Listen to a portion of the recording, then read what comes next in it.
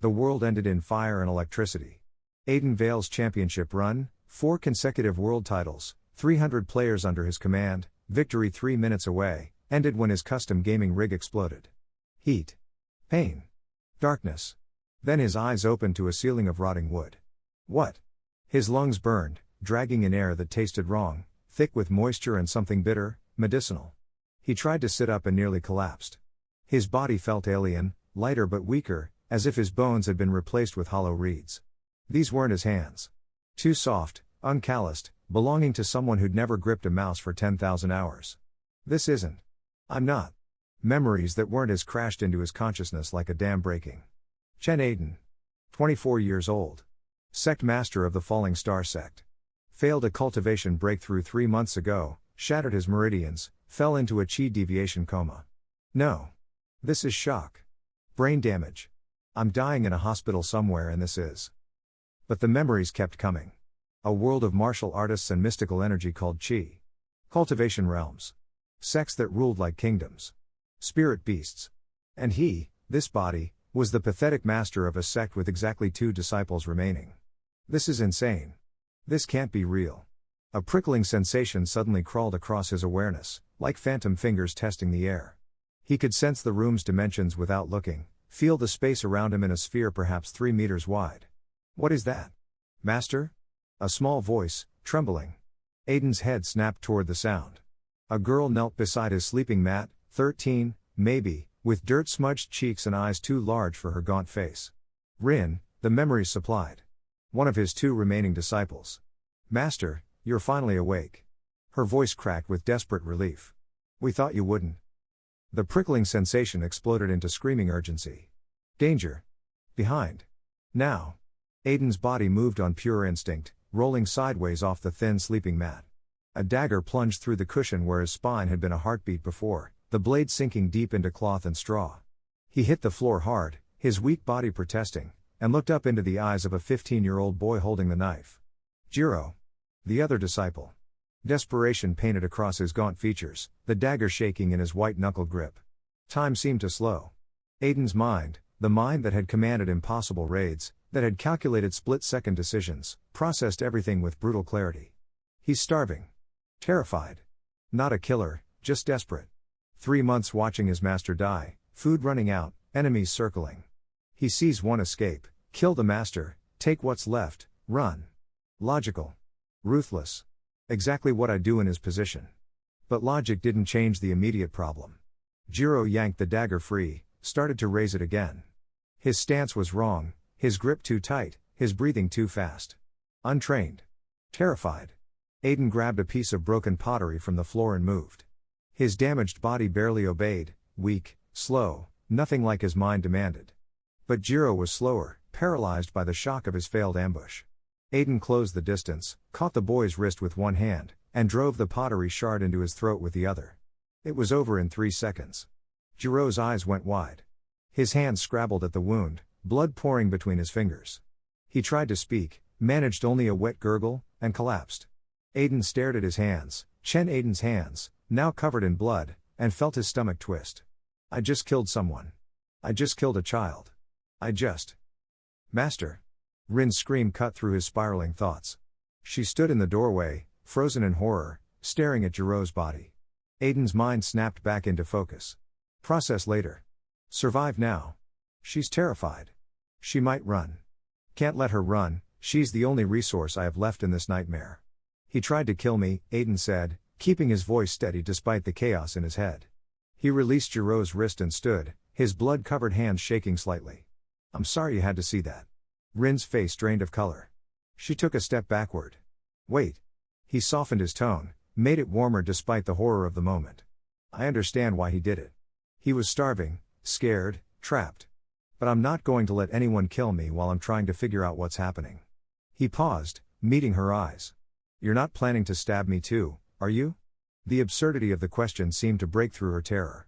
She shook her head mutely. Good. Because honestly, I could use some help here.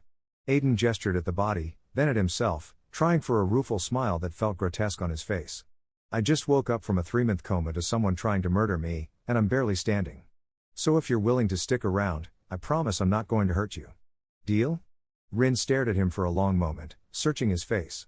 Whatever she saw there, desperation, honesty, exhaustion, made her slowly nod. Okay. Aiden exhaled, relief washing through him. Help me move him outside. We'll give him a proper burial. He deserves that much.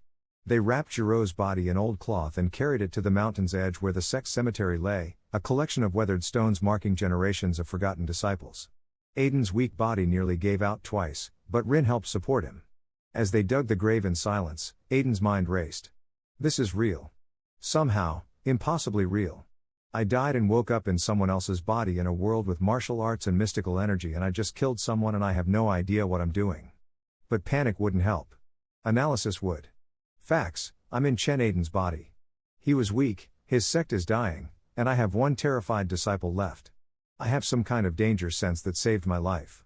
I have 3 months of Chen Aiden's memories, but they're fragmentary, like watching someone else's life through a broken window. Resources, 1 disciple. A ruined sect. Enemies waiting for us to collapse. Chen Aiden's body is damaged, cultivation crippled, meridians shattered. I'm weaker than a common thug. Goal, survive. Figure out what's happening. Find a way forward. After they'd buried Jiro and said what words felt appropriate, Aiden kept them simple and genuine. They returned to the main hall. The sun was setting, painting the ruins in orange and gold. Rin, Aiden said gently. I need to understand our situation. Can you tell me honestly, how bad is it? She sat down on the floor, exhaustion and trauma painting her features. 2 weeks of food if we're careful. 60 silver taels left. The spirit vein is dead, ran dry decades ago. Elder Han from the Iron River sect has been circling for 3 years, waiting for the sect to collapse so he can claim the mountain. Everyone else left years ago. It's just been. She swallowed. Just been me and Jiro for 3 months, waiting for you to wake up or die. 2 weeks of food. Minimal money. No infrastructure. Enemies waiting. 1 traumatized disciple. Aiden had started championship raids with better odds. But he'd also turned impossible situations into victories before. Okay. He nodded slowly, his mind already working through possibilities. Thank you for staying. For taking care of me while I was unconscious. That took courage. Rin's eyes glistened. I had nowhere else to go, Master. Every other sect rejected me. Then let's make sure this one doesn't. Aiden managed a small smile, trying to project confidence he didn't feel. I know this looks hopeless. But something changed when I woke up. I can't fully explain it yet, but I think I might be able to sense things others can't. The prickling awareness hummed at the edge of his consciousness. He focused on it, testing. Where is the nearest valuable item in this building? The sensation shifted, pulling his attention toward the back corner of the room. Not words, just direction and certainty. Stay here, he said, standing. He walked to the corner, moved aside a broken chest, and found a loose floorboard. Beneath it, a small leather pouch containing 12 silver taels that Chen Aiden had hidden and forgotten. How did you? Rin breathed. Aiden turned the pouch over in his hands, his heart racing. It worked. Whatever this ability is, it answered my question. I told you. Something changed. He smiled more genuinely this time. Let's see what else I can find. He focused again. Where is the nearest source of spirit stones within this sect? The pull directed him downward and left. Storage hall. Come on. I think our luck is about to change. The storage hall was a disaster, empty shelves, broken equipment, the corpse of a dead sect. But Aiden followed the sensation to the far wall, moved 3 heavy crates aside with Rin's help, and revealed a loose stone. Behind it, wrapped in oiled cloth, a jade slip containing a technique manual, a pouch with 7 low-grade spirit stones, and a worn journal. Rin gasped. Master, these are worth enough to not starve immediately. Aiden picked up the journal, recognizing it from Chen Aiden's fragmentary memories. His grandfather's notes about the mountain spirit vein structure. And maybe enough to rebuild. He spent the next hour reading by lamplight while Rin prepared a small meal with their limited supplies. The journal detailed 2 veins, a primary that had run dry, and a secondary vein deeper in the mountain that previous generations had failed to reach. Aiden closed his eyes and focused. Where is the nearest active spirit vein? The pull directed him downward and northeast. Directly beneath the main hall's foundation. Much closer than the journal indicated. Spirit veins move over time. The old excavation sites were searching in the wrong location. He opened his eyes to find Rin watching him nervously. I found something, he said, keeping his tone warm, approachable. There's still a spirit vein under this mountain. The previous attempts to reach it were just looking in the wrong place. Master, your grandfather searched for years. I know. But I have an advantage he didn't. Aiden tapped his temple, smiling. Call it enhanced intuition from the chi deviation. Whatever happened during my breakthrough, it left me with this sense. I can feel where things are, where we need to dig. It was close enough to the truth without revealing everything. People could accept breakthrough side effect more easily than the impossible reality. Starting tomorrow, we excavate beneath the northeast corner of the main hall. If I'm right, and I'm pretty sure I am, we'll reach the secondary vein within a week. He met her eyes. Are you willing to try? I can't promise success, but I can promise I'm not going to give up on this sect. Rin studied his face for a long moment, then slowly nodded. I'll help, Master. Thank you. And Rin? He softened his voice. I'm sorry about Jiro. I'm sorry about all of this. But we're going to make it work. I promise. The next morning, they began excavation. Aiden's soft hands blistered within an hour, then bled, then began hardening. His damaged body screamed in protest with every swing of the pickaxe. But he kept working, keeping the mood as light as he could manage given the circumstances. You know, he said during a break, before the coma, I never did any physical labor. This is terrible. Rin almost smiled. You were always focused on cultivation theory, Master. You said martial work was beneath sect leadership. Past me was an idiot. Aiden examined his bleeding palms ruefully. Apparently Present Me gets to pay for it. By the third day, something remarkable happened. The prickling awareness expanded, from 3 meters to 15. And his body, pushed to its limits by physical labor, began adapting faster than should be possible. His damaged meridians were repairing, strengthened by the effort. On the 5th day, Rin asked the question he'd been dreading. Master. You seem different. Since you woke up. Aiden paused mid-swing, choosing his words carefully. The chi deviation changed things. Changed me. I can't fully explain it, but I feel more clear-headed. More focused. Like a fog lifted. He smiled. Is that a bad thing? No, she said quickly. It's just. You were always kind, but distant. Uncertain. Now you seem more decisive? Yes. But also warmer. More present. Because I'm fighting for survival, not drowning in inherited expectations, he thought. Because I have nothing to lose and everything to prove. Maybe almost dying puts things in perspective, he said instead. Makes you realize what matters. On the 7th day, they broke through. The floor gave way beneath Aiden's pickaxe, revealing a natural cavity 10 meters below. He climbed down into darkness, and his expanded awareness detected it immediately, chi flowing through cracks in the rock like underground rivers, faint but unmistakably present. Master?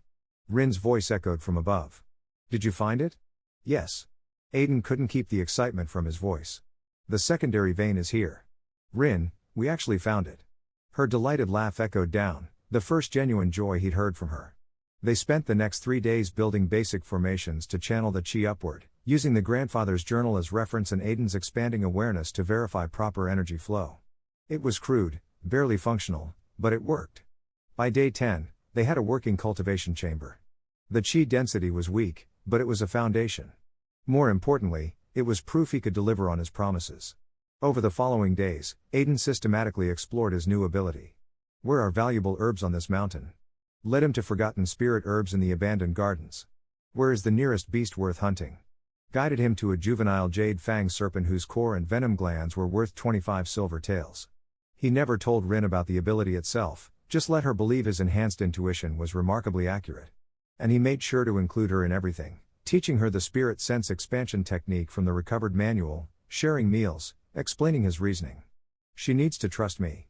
Not because I'm forcing her, but because I'm proving I'm worth trusting. The serpent hunt was harrowing, his damaged body barely strong enough to wield the blade, but his expanded awareness let him track every movement. When he returned with the beast's body, Rin helped him harvest the valuable parts with practiced efficiency. You learned beast harvesting? He asked, impressed. From my 4th sect. Before they expelled me for weak talent. She worked carefully, preserving the venom glands. This is good work, Master. 25 silver taels if we find the right buyer. Then you're in charge of selling it. Take whatever commission feels fair. She looked up in shock. Master, I couldn't. You're not my servant, Rin. You're my disciple and my partner in keeping this sect alive. You do valuable work, you get valuable compensation. That's how this works now. Her eyes glistened, but she nodded and returned to her work with renewed focus. On day 11, Elder Han returned. Aiden was meditating in the cultivation chamber when his awareness detected 3 presences approaching. He climbed up to find Rin frozen at the entrance as 3 men in crimson robes dismounted from spirit horses that radiated concentrated chi. The man in the center had gray at his temples and the bearing of absolute power. Elder Han. Foundation Establishment Stage Cultivator. So far beyond Aiden's current strength that fighting would be suicide. But fighting wasn't the only option. I heard rumors that young Master Chen had awakened, Elder Han said, his voice carrying false warmth. I came to offer congratulations. Elder Han. Aiden bowed respectfully, not too deep, maintaining dignity, but acknowledging the power differential. Thank you for your concern during my recovery. Please, what brings you to our humble mountain? Concern for your future, young master. Elder Han's smile showed too many teeth. The Falling Star Sect has suffered greatly. Perhaps it's time to consider alternative arrangements. Join the Iron River Sect as an outer disciple. Sign this mountain over to our management. We'll provide resources to repair your cultivation. Everyone benefits. Aiden let the offer hang in the air for a moment, as if seriously considering it. Then he smiled apologetically. I appreciate the generous offer, Elder Han. Truly. But I'm not ready to abandon my grandfather's legacy just yet. He gestured at the main hall behind him. We've made some progress in the last few days. Nothing dramatic, but enough to give me hope. Would you consider giving me 90 days to demonstrate whether the sect can recover? If by autumn we haven't shown meaningful improvement, I'll accept your offer gladly. Elder Han's expression flickered with something: surprise, calculation, amusement. 90 days? To revive this disaster? Just enough time to try. Aiden kept his tone warm, reasonable. If I fail, you get the mountain without any resistance. If I succeed, well, then perhaps we can discuss partnership terms rather than absorption. Either way, you come out ahead. And I get to know I gave it my best effort. The silence stretched. Aiden maintained his friendly expression, projecting confidence and competence without arrogance. Finally, Elder Han smiled, a predator's expression. Very well, young Master Chen. 90 days. When autumn comes and you're signing the deed, remember this mercy I showed today. I will. And Elder Han? Aiden's smile widened slightly. When autumn comes, perhaps you'll be pleasantly surprised. After the 3 cultivators rode down the mountain, Rin exhaled shakily. Master, why did you challenge him? We could have had protection. We would have had servitude. Aiden's tone remained gentle but firm. They don't want disciples, Rin. They want this mountain. We would have disappeared within a year, and no one would have asked questions. This way, we have time and autonomy. But 90 days is plenty of time. He placed a reassuring hand on her shoulder. Trust me. We've already found the spirit vein. We've already started generating income. In 90 days, we're going to show Elder Han exactly what a recovered Falling Star Sect looks like. That night, sitting in the cultivation chamber with Rin practicing her techniques nearby, Aiden allowed himself a moment of honest reflection. I died. Somehow, impossibly, I transmigrated into another world, another body, another life. I don't understand how or why. Maybe I never will. But I'm here. And I have a chance to build something real. No more digital glory. No more commanding faceless players in meaningless raids. This is real stakes, real consequences, real people depending on real decisions. His awareness expanded outward, now reaching 30 meters. He could sense Rin's steady breathing, the chi flowing through the channeled formations, the mountain's sleeping potential. Where is the next opportunity to strengthen this sect? The pull directed him southeast, toward the abandoned east wing. Tomorrow's investigation. Who on this mountain currently poses a threat to me? Empty. No hostile presence detected. Aiden smiled and returned to his cultivation practice. 90 days to transform a corpse of a sect into something worth fearing. The work was just beginning. But for the first time since waking in this impossible world, Aiden felt something other than confusion and fear. He felt hope. The east wing of the Fallen Star Sect had been abandoned for nearly 15 years. Roof beams sagged under accumulated water damage, and wild vines had claimed the walls, turning the once elegant quarters into a skeleton wrapped in green. Aiden stood at the entrance on day 12, his awareness humming with insistence. Where is the nearest valuable item in this structure? The pull led him through collapsed doorways and rooms thick with debris. Rin followed cautiously, holding a lamp against the morning shadows. Master, these were your grandfather's private quarters, she said quietly. No one's been inside since he passed. Then it's time someone looked. Aiden stepped over a fallen beam, his expanded awareness, now reaching 35 meters, mapping the structure's instability. Dangerous, but manageable if they were careful. The pull led him to what had once been a study. Shelves lined the walls, most collapsed, their contents scattered across the floor in moldering piles. But in the back corner, behind a false panel that his awareness detected immediately, lay a locked wooden chest. Rin, help me with this. Together they dragged the chest into the light. The lock had rusted through. One sharp strike with a rock, and it fell away. Inside, 3 intact technique manuals, a set of formation flags made from spirit silver thread, a bag containing 23 low-grade spirit stones, and a letter sealed with red wax bearing the falling star Sect's constellation mark.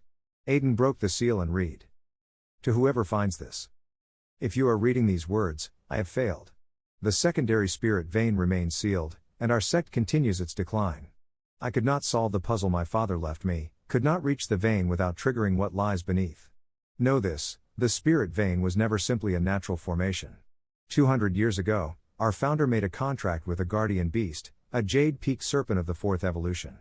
In exchange for protecting the sect, the beast was granted the right to sleep within the mountain's heart, its life force intertwined with the vein itself. My father told me the beast was dying even then, poisoned by something he could not identify. Rather than let it perish and take the vein with it, he sealed both together, hoping future generations would find a cure. I am not that generation. Perhaps you will be. May the stars guide your path. Chen Xiaowan, Sect Master of Falling Star. Aiden read the letter 3 times, his mind racing. Rin, have you ever heard of Jade Peak serpents? She shook her head. Beast lore was never my strength, Master. But 4th evolution. That would make it equivalent to a core formation cultivator at minimum. A core formation beast. Dying. Sealed beneath the mountain with the spirit vein. Master? Rin's voice cut through his thoughts. What does the letter mean? It means we have a bigger problem than I thought. Aiden stood, pacing the ruined study. And possibly a bigger opportunity. He'd been channeling chi from the secondary vein for 3 days now, creating cultivation formations, redirecting energy flow. If the vein was intertwined with a sealed guardian beast. We've been disturbing the seal. His awareness suddenly spiked with urgent warning, not danger, but something massive shifting far below, something that had been still for decades now stirring to life. We need to go. Now. Master, what? The mountain trembled. It was subtle at first, a vibration that rattled dust from the ceiling beams. Then the floor buckled beneath their feet. Rin screamed as the eastern wall cracked with a sound like breaking bone. Move. Aiden grabbed her arm and ran. They burst from the east wing as the entire structure collapsed behind them in a roar of falling timber and stone. The ground continued to shake, and Aiden's expanded awareness detected something impossible, a presence beneath the main hall, directly under the cultivation chamber, something enormous waking from ancient sleep. All around the sect grounds, disciples, no, just Rin, only Rin, and Aiden stood frozen as the tremors increased. Cracks spider-webbed across the main hall's foundation. The chi flowing through their crude formations suddenly surged, becoming erratic, wild. Master, what's happening? Rin's voice shook with terror. Aiden focused his awareness downward, through the foundation, through the cultivation chamber, deep into the mountain's heart where the secondary spirit vein pulsed like an artery. And there, coiled around the vein itself, was something vast. The Jade Peak Serpent. 4th evolution. Ancient. Dying. And now awake. Where is the creature beneath the mountain? The answer came with perfect clarity, directly below. 40 meters down. Weakening rapidly. The tremors stopped as suddenly as they'd started. Rin clutched Aiden's arm. Master, we should run. If there's a beast. It's not attacking. Aiden's mind raced through possibilities, calculating risks and opportunities with the same precision he'd once used to command raid teams. It's dying. The seal was keeping it in stasis, and our excavation work destabilized it. Now it's awake and poisoned and... His awareness suddenly flared with new information. The chi flowing through the vein wasn't just erratic, it was responding to the beast's distress, cycling through the creature's body in patterns that looked almost like cultivation pathways. The beast and the vein are connected. Symbiotic. The vein feeds it chi, and the beast stabilizes the vein's flow. But the poison is disrupting the cycle, killing them both slowly. Rin, I need you to listen very carefully. Aiden turned to face her, keeping his voice calm despite his racing heart. I'm going down into the cultivation chamber. Whatever happens, don't follow me. If I don't come back in 1 hour, Take the silver and spirit stones from my room and run. Don't look back. Master, no. That's an order. He softened his tone. Trust me. I know what I'm doing. He didn't wait for her response. The cultivation chamber was in chaos. The formations he'd carved had cracked, their channels glowing with unstable chi. The air itself felt heavy, charged with spiritual energy run wild. Aiden stood in the center and focused his awareness downward with absolute precision. Where exactly is the beast's head? 38 meters down, slightly northeast. Where is the poison concentrated in its body? The answer came as a map in his mind, clusters of corrupt chi gathered in 3 locations along the creature's massive spine, disrupting the natural flow of energy between beast and vein. Can I reach it? That wasn't the right question for his ability. His awareness only answered where, not how or can. But looking at the cracked formations around him, at the wild chi surging through unstable channels, Aiden saw a possibility. The formations were meant to channel chi upward from the vein into the cultivation chamber. But formations could be reversed. Redirected. If he could stabilize the flow, increase the concentration, and channel it directly toward the beast instead of away from it. Insane. I barely understand how formations work. I'm at body tempering stage with damaged meridians. I have no qualifications to attempt something this complex. But no one else was going to try. And if the beast died, the vein would collapse, and the sect would lose its only foundation for recovery. 90 days to revive the sect. 11 days to lose everything. Aiden sat in the center of the cultivation chamber and closed his eyes. His awareness expanded outward, encompassing the entire chamber, the cracked formations, the wild chi flow.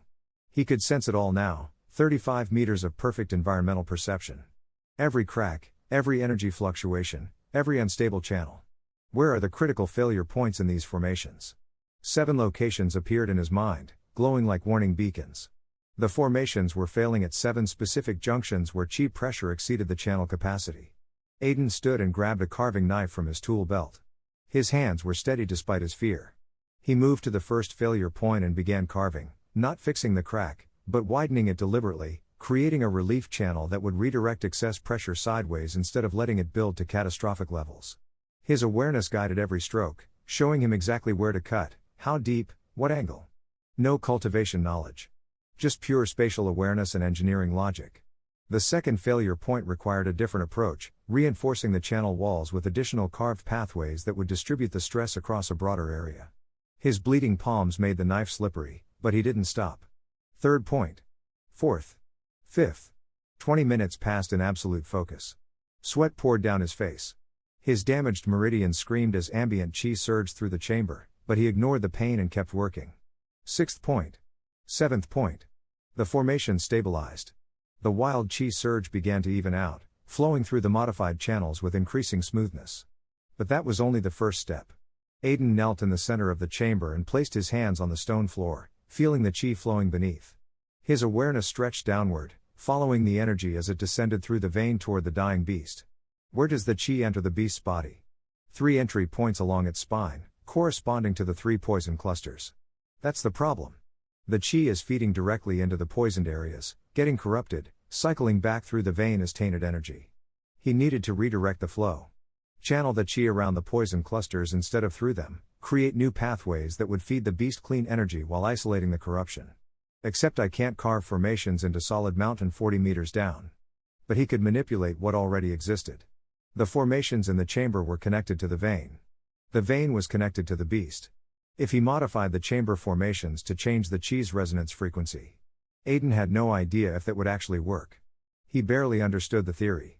But his awareness was showing him the energy patterns, and his gamer's instinct recognized something familiar in the structure, like optimizing data flow through a network, finding the most efficient pathways, eliminating bottlenecks. He began carving again, this time creating entirely new channels that spiraled outward from the central formation in precise geometric patterns. Not based on traditional cultivation knowledge, but on pure spatial logic and the feedback his awareness provided. Carve here. Deepen this angle. Connect this channel to that one. The patterns looked chaotic, almost random, but Aiden could feel the chi responding, shifting, beginning to flow through the new channels with increasing strength. An hour passed. Then 2. His hands were raw meat, bleeding freely. His body trembled with exhaustion. But the formations were working, the chi was cycling differently now, resonating at a new frequency, flowing down through the vein with changed properties. And far below, the massive presence stirred. Aiden's awareness detected the change immediately. The beast's distress was lessening. The poison clusters remained, but the clean chi was flowing around them now, feeding the creature's core without getting corrupted. Not a cure, but life support. The mountain trembled again, but gently this time, like a sleeping giant settling into more comfortable rest. The pressure in the cultivation chamber eased. The chi flow stabilized into smooth, powerful currents. Aiden collapsed onto his back, staring at the ceiling, his entire body shaking with exhaustion. I have no idea if that actually worked or if I just got incredibly lucky. His awareness suddenly detected something new, a presence in the chamber entrance. Rin stood there, staring at him with an expression of absolute shock. Master? What did you do? Aiden tried to sit up and nearly passed out. Rin rushed forward, helping him lean against the wall. The formations, he managed. They were failing. I stabilized them. Master, you were down here for 3 hours. I heard you carving and I thought, she gestured at the chamber floor, at the complex spiraling patterns he'd cut into stone. These formations. They're not like anything in the manuals. They're completely unique. Emergency improvisation. Aiden's vision swam. Did it work? Is the mountain still shaking? It stopped an hour ago. The chi flow feels stronger now. Cleaner. Rin examined his hands, wincing at the damage. But master, your hands will heal. He managed a weak smile. Help me upstairs. I need food and sleep, in that order. Rin supported him as they climbed out of the cultivation chamber. Night had fallen while he worked. Stars filled the sky above the ruined sect, the same constellations Aiden had memorized as a child, the falling star pattern that gave the sect its name. As they reached the main hall, Aiden's awareness suddenly spiked with warning. Where are hostile presences approaching this mountain? 3 groups. Moving up the southern path, the eastern ridge, and the western valley approach. 15 people total. Various cultivation levels, but at least 3 at foundation establishment. We have company coming, Aiden said quietly. Multiple sects. They probably felt the chi fluctuations. Rin paled. Master, you can't fight in your condition. I'm not going to fight. He let her help him sit on the main hall steps, his mind already calculating approaches. I'm going to talk. And you're going to back up whatever I say with absolute confidence. Can you do that? She nodded, though fear painted her features. The first group arrived within 20 minutes, 3 cultivators in blue robes marked with mountain peaks. The Azure Summit Sect, Aiden's memories supplied. A minor sect that controlled territory 2 mountains over. The leader, a middle-aged woman at foundation establishment, stopped 10 meters away and studied the ruined main hall with calculating eyes. Young Master Chen. We felt significant chi disturbances coming from this mountain. As neighbors, we came to investigate. Her tone was polite, but her stance was ready for conflict. Is everything stable? Completely stable, Elder. Aiden trailed off politely. Elder May of Azure Summit. Elder May. Aiden bowed his head respectfully from his seated position. Thank you for your concern. We had a minor complication with our cultivation chamber formations, but it's been resolved. Minor complication? Elder May's eyes narrowed. The chi fluctuations were felt 5 mountains away. The resonance patterns were unlike anything I've sensed in 40 years of cultivation. My grandfather left some unusual formation designs.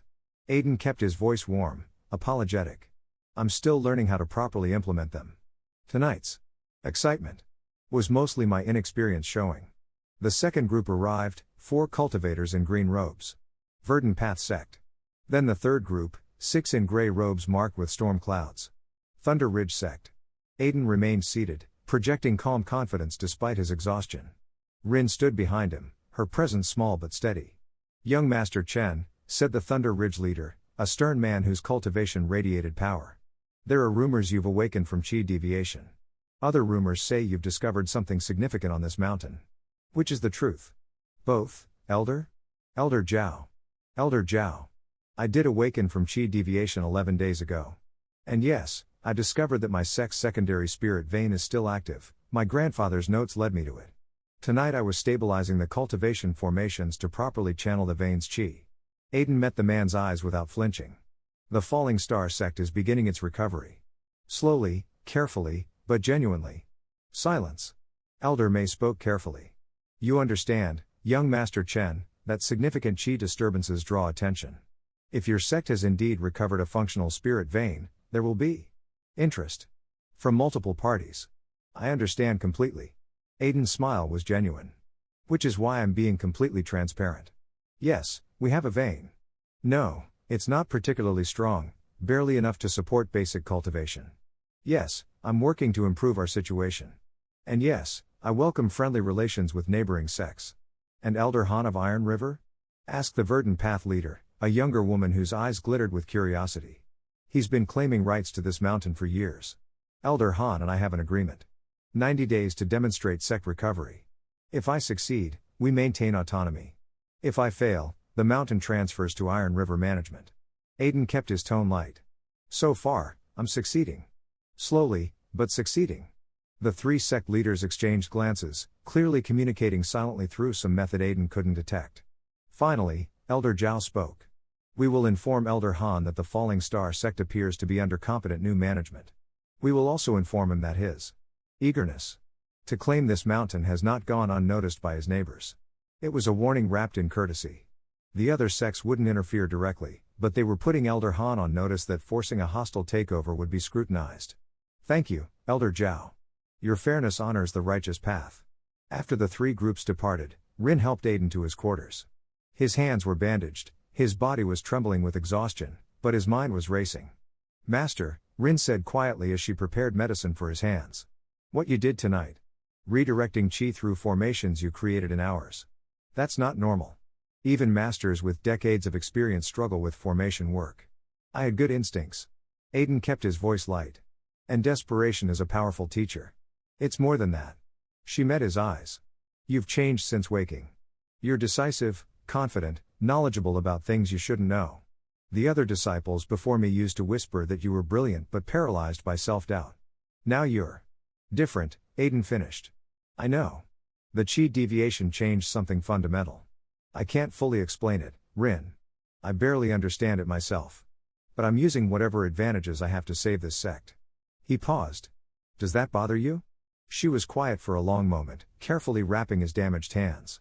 No, Master. It gives me hope. That night, alone in his quarters, Aiden lay awake and let himself process everything that had happened. I stabilized a dying fourth evolution beast using improvised formation work based on spatial awareness and gamer logic. Other sects now know something significant is happening here. Elder Han will hear about it within a day. And I still have 79 days to turn this wreck into something defensible. His awareness stretched outward, now reaching 40 meters. He could sense Rin sleeping in her quarters, exhausted but peaceful. Could sense the chi flowing smoothly through the modified formations beneath the main hall. Could sense the massive presence deep below, still dying but no longer in immediate crisis. Where is the beast's consciousness right now? The answer came clearly, sleeping. 40 meters below. Aware of your presence. Aware? Aiden sat up, ignoring his body's protests. He focused his awareness with absolute precision, stretching it down through the foundation, through the cultivation chamber, into the mountain's heart. And touched something vast and ancient. It wasn't communication, exactly. More like acknowledgement. The beast recognized that something had changed, that the poison was no longer actively killing it, that clean chi was flowing through pathways someone had deliberately redirected. Gratitude flowed up through the mountain like a warm current. Then a sensation Aiden couldn't quite interpret, like a question being asked without words. It wants to know who helped it. Aiden focused his thoughts, trying to project identity, intent, presence. I'm Chen Aiden. Sect Master of Falling Star. You're guardian? Partner? I found my grandfather's letter. I know you've been dying. I don't know how to cure you yet, but I'm trying to keep you alive. The presence shifted, and suddenly Aiden felt something lock into place, not a physical sensation, but a spiritual one. Like a contract forming, an agreement sealing itself through pure intention. The Jade Peak Serpent had acknowledged him. Not as a master. Not as a contractor in the traditional sense. But as someone who'd proven willing to help without expecting reward, who'd risked his own safety to ease the beast's suffering. The gratitude intensified, and then the presence withdrew, sinking back into deep sleep. But Aiden could still feel it now, a connection, faint but real, linking him to the ancient guardian 40 meters below. I just bonded with a fourth evolution spirit beast. Without meaning to. While having basically zero cultivation ability. Aiden started laughing, quietly at first, then harder until tears streamed down his face. This world is insane. I died playing video games and woke up in a cultivation novel, and now I have a dying serpent the size of a building as my. What? Pet? Guardian? Extremely large responsibility? But beneath the hysterical laughter was genuine wonder. And it's real. All of it. The chi, the beast, the cultivation, the stakes. Real. He lay back down, his awareness still tracking the serpent's sleeping presence, and finally allowed exhaustion to claim him. Tomorrow would bring new challenges. Elder Han would hear about tonight's disturbances. Other sects would watch more closely. The beast was stable but not cured, he'd bought time, not victory. But tonight, for the first time since waking in this impossible world, Aiden felt like he was actually building something. Not just surviving. Building. The Falling Star sect had been dead for decades. Now it had a functional spirit vein, a recovering guardian beast, and a sect master who'd learned to turn impossible situations into opportunities. 79 days until Elder Han returned. 79 days to transform possibility into power. Aiden's last thought before sleep claimed him was a question for his awareness: where is the cure for the beast's poison? The answer came instantly, clear and certain. Unknown location. Beyond current detection range. But it exists. Somewhere out there, the cure existed. And Aiden would find it. Because that's what he did, turned impossible odds into legendary victories. The work was just beginning. Day 13 began with thunder. Not real thunder, just the aftershocks of last night's chi disturbance rippling through the mountain's stone foundation. Aiden woke to find Rin already up, practicing the spirit sense expansion technique in the courtyard with focused determination. He watched her for a moment from the doorway, his bandaged hands throbbing. She'd changed in the 11 days since he'd killed Jiro. Less fearful. More purposeful. But still alone, one disciple trying to hold together a sect that needed dozens. We need more people. The thought crystallized into action. Aiden focused his awareness and asked the question: where is the nearest person whose fate is tightly linked to this sect's future? The pull came immediately, stronger than any answer he'd received before. Not a location on the mountain, but a direction, down, toward the valley settlements, toward the town of Clearwater that sat at the base of 3 mountains including theirs. Distance, approximately 15 kilometers southeast. Rin, Aiden called out. We're going into town today. She stopped mid-form, surprise painting her features. Master? Is that wise? Your hands. We'll be fine. He flexed his bandaged fingers experimentally. They hurt, but they worked. We need supplies anyway.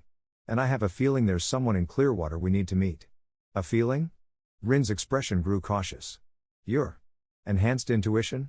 Exactly. Aiden smiled. Pack light. We'll be back by nightfall. They set out an hour later, following the mountain path down toward the valley. The descent took 3 hours. Aiden's damaged body couldn't handle the pace he wanted, forcing frequent rests.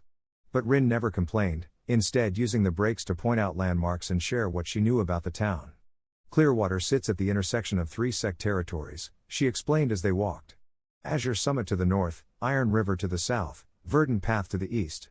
The town itself is neutral ground, no sect can claim it directly, so it's become a trading hub. Merchants, independent cultivators, refugees from failed sects. Like us, Aiden said. Like us, she agreed quietly. As they approached the town gates, Aiden's awareness expanded to encompass the settlement. 40 meters meant he could sense a significant portion of the main street, the flow of people, the concentrations of chi in various shops and buildings, the subtle danger signatures of armed guards and hidden cultivators. Where exactly is the person linked to our sect's future? The pull directed him northwest, toward what felt like the town's edge. Aiden followed it, Rin trailing behind with increasing confusion as he navigated side streets and alleys with absolute certainty. Master, where are we going? Trust me. The pull led them to a building that might have once been a proper shop but had clearly fallen into disrepair. The sign above the door read Bright Moon Alchemy in faded characters. Through the grimy windows, Aiden could see shelves mostly empty, a pill furnace cold and unused. And in the back room, sensed through his awareness, a young man, maybe 20 years old, sitting on the floor surrounded by scattered papers and empty medicine bottles. This is the one. Aiden pushed open the door. A bell chimed, cracked and off-key. The shop's interior smelled of failed experiments and desperation, burned herbs, spilled reagents, and underneath it all, the sour scent of poverty. We're closed, called a voice from the back room. Young, male, exhausted. I'm looking for an alchemist, Aiden replied, keeping his tone friendly. Then you're in the wrong place. The young man appeared in the doorway, and Aiden got his first clear look at him. Tall and thin, with the kind of gauntness that came from skipping meals to afford materials. Dark circles under intelligent eyes. Ink-stained fingers. Robes that had once been the deep blue of a proper alchemy sect but were now faded and patched. His cultivation was minimal. Barely at body tempering, third stage at most. But his eyes were sharp, analytical, the eyes of someone who solved problems through thought rather than force. Wei Lin, the young man said flatly. Disgraced apprentice of the Celestial Cauldron sect. Failed my journeyman examination 3 times. Currently in debt to the Gold Thread merchant clan for 200 silver taels worth of borrowed materials. Shops being seized tomorrow, and I'll be working in their medicine packaging house for the next 10 years to clear the debt. He crossed his arms. So unless you're here to pay off my debt out of pure charity, we have nothing to discuss. Aiden studied him carefully. Failed 3 times. But still has a shop, still has equipment, still has the determination to keep trying despite everything. What did you fail on? Aiden asked. Wei Lin blinked, clearly not expecting the question. Excuse me? The journeyman examination. What specific aspect did you fail? Does it matter? Humor me. Wei Lin's jaw tightened. Pill condensation. I can formulate recipes perfectly, understand reagent interactions better than most masters, and my theoretical knowledge is flawless. But when it comes to the actual moment of condensation, channeling qi to bind the ingredients into stable pill form, I fail. Every time. My cultivation is too weak and my meridians are. He gestured vaguely. Suboptimal. So you're brilliant at everything except the one part that requires actual cultivation strength, Aiden said. Essentially, yes. Wei Lin's expression was bitter. Which makes me useless as an alchemist. Theory without application is just expensive waste. Aiden's mind raced. An alchemist who understands poison interactions and reagent formulation. Exactly what I need to develop a cure for the serpent. But he's owned by a merchant clan. How much of the 200 taels have you paid back? Wei Lin looked suspicious now. 35 taels. Why? So you owe 165 silver taels, and tomorrow the Gold Thread clan seizes your shop and binds you to 10 years of labor. Aiden glanced around the shabby interior. What's the shop worth? Maybe 40 taels if they're generous. They'll apply it to my debt and I'll still owe 125. And if someone else paid off the debt today? Wei Lin stared at him. Are you insane? No one, he stopped, studying Aiden more carefully. You're from a sect. Falling Star, based on those robes. I heard your sect was dead. Rumors of our death were greatly exaggerated, Aiden said with a slight smile. We're recovering. Slowly. And we need an alchemist, specifically one with exceptional theoretical knowledge who understands poison interactions and reagent formulation. I can't condense pills. I don't need you to. I have someone else who can handle the chi channeling part. Aiden was already forming a plan. I need your knowledge. Your formulations. Your ability to solve problems through pure theory. Wei Lin's expression flickered between hope and suspicion. You'd pay 165 silver taels for theoretical knowledge? I'd invest 165 silver taels in a brilliant alchemist who hasn't reached his potential yet. Aiden held his gaze. Join the Falling Star sect. Come back to the mountain with us today. I'll pay your debt, you keep your equipment and materials, and you get a cultivation chamber with an active spirit vein to help strengthen your base. Silence. Rin made a small sound of shock behind him. Master, we don't have. We have enough, Aiden said calmly, not breaking eye contact with Wei Lin. It was technically true, between the herbs he'd sold, the beast parts, the hidden silver he'd found, and the spirit stones, he could scrape together 165 taels. It would leave them desperately low on resources, but the investment would be worth it. If Wei Lin accepted. Why? Wei Lin asked quietly. You don't know me. You don't know if I'm worth the investment. This could be a complete waste of your resources. Call it enhanced intuition. Aiden smiled. I'm very good at identifying undervalued assets. And you, Wei Lin, are severely undervalued. Wei Lin stood frozen for a long moment, clearly wrestling with the decision. Finally, he spoke. The Gold Thread clan won't let me go easily. They'll want the full payment today, in front of witnesses, with proper documentation. And they'll charge a processing fee for early debt resolution. Probably another 20 taels. Then we'll pay 185 taels total. Aiden's tone was matter of fact, though internally he was recalculating their remaining resources. Where's the clan's main office? Main Street. The building with gold-threaded banners. Wei Lin's voice was still cautious. But Master Chen, if you're serious about this, you should know that the Gold Thread clan has connections to several major sects. They won't appreciate losing their leverage over me. There could be complications. There are always complications. Aiden turned toward the door. Come on. Let's go make them unhappy.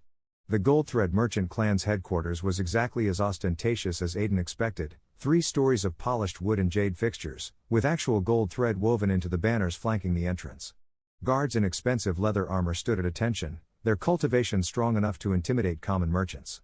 Aiden walked past them without hesitation, Rin and Wei Lin following. The interior was all dark wood and calculated luxury. A receptionist looked up from her desk, her professional smile freezing slightly as she took in their worn Sect robes. "We're here to settle Wei Lin's debt," Aiden announced. 165 silver taels, plus whatever fees you're going to try to charge us. The receptionist's smile became sharper. "One moment please." She disappeared into a back room.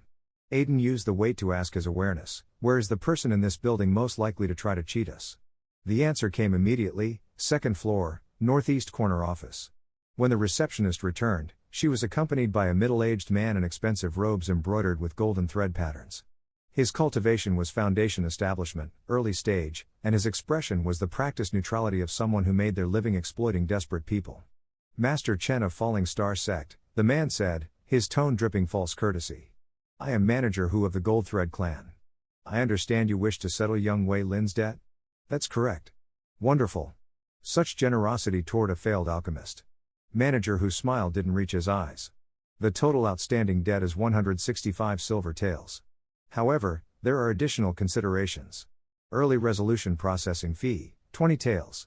Contract dissolution fee, 15 taels. Equipment transfer verification, 10 taels. And of course, the standard administrative assessment, 30 taels." Aiden's expression remained pleasant. "So you're trying to charge us 240 taels total for a debt of 165. Standard business practice, I assure you." "I'm sure it is."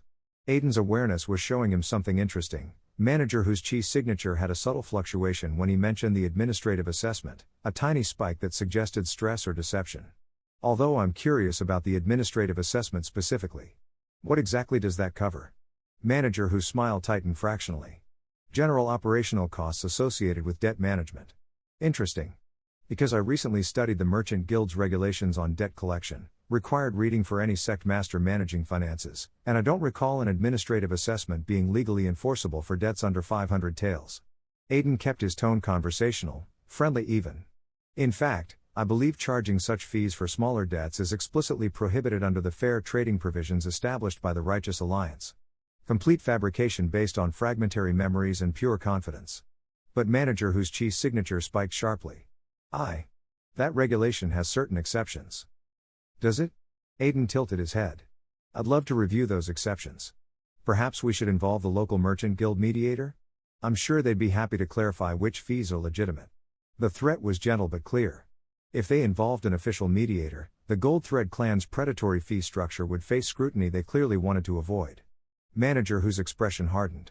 "You're quite bold for a sect master of a dying institution, Master Chen. And you're quite creative with your fee structures, Manager Hu." Aiden's smile remained warm.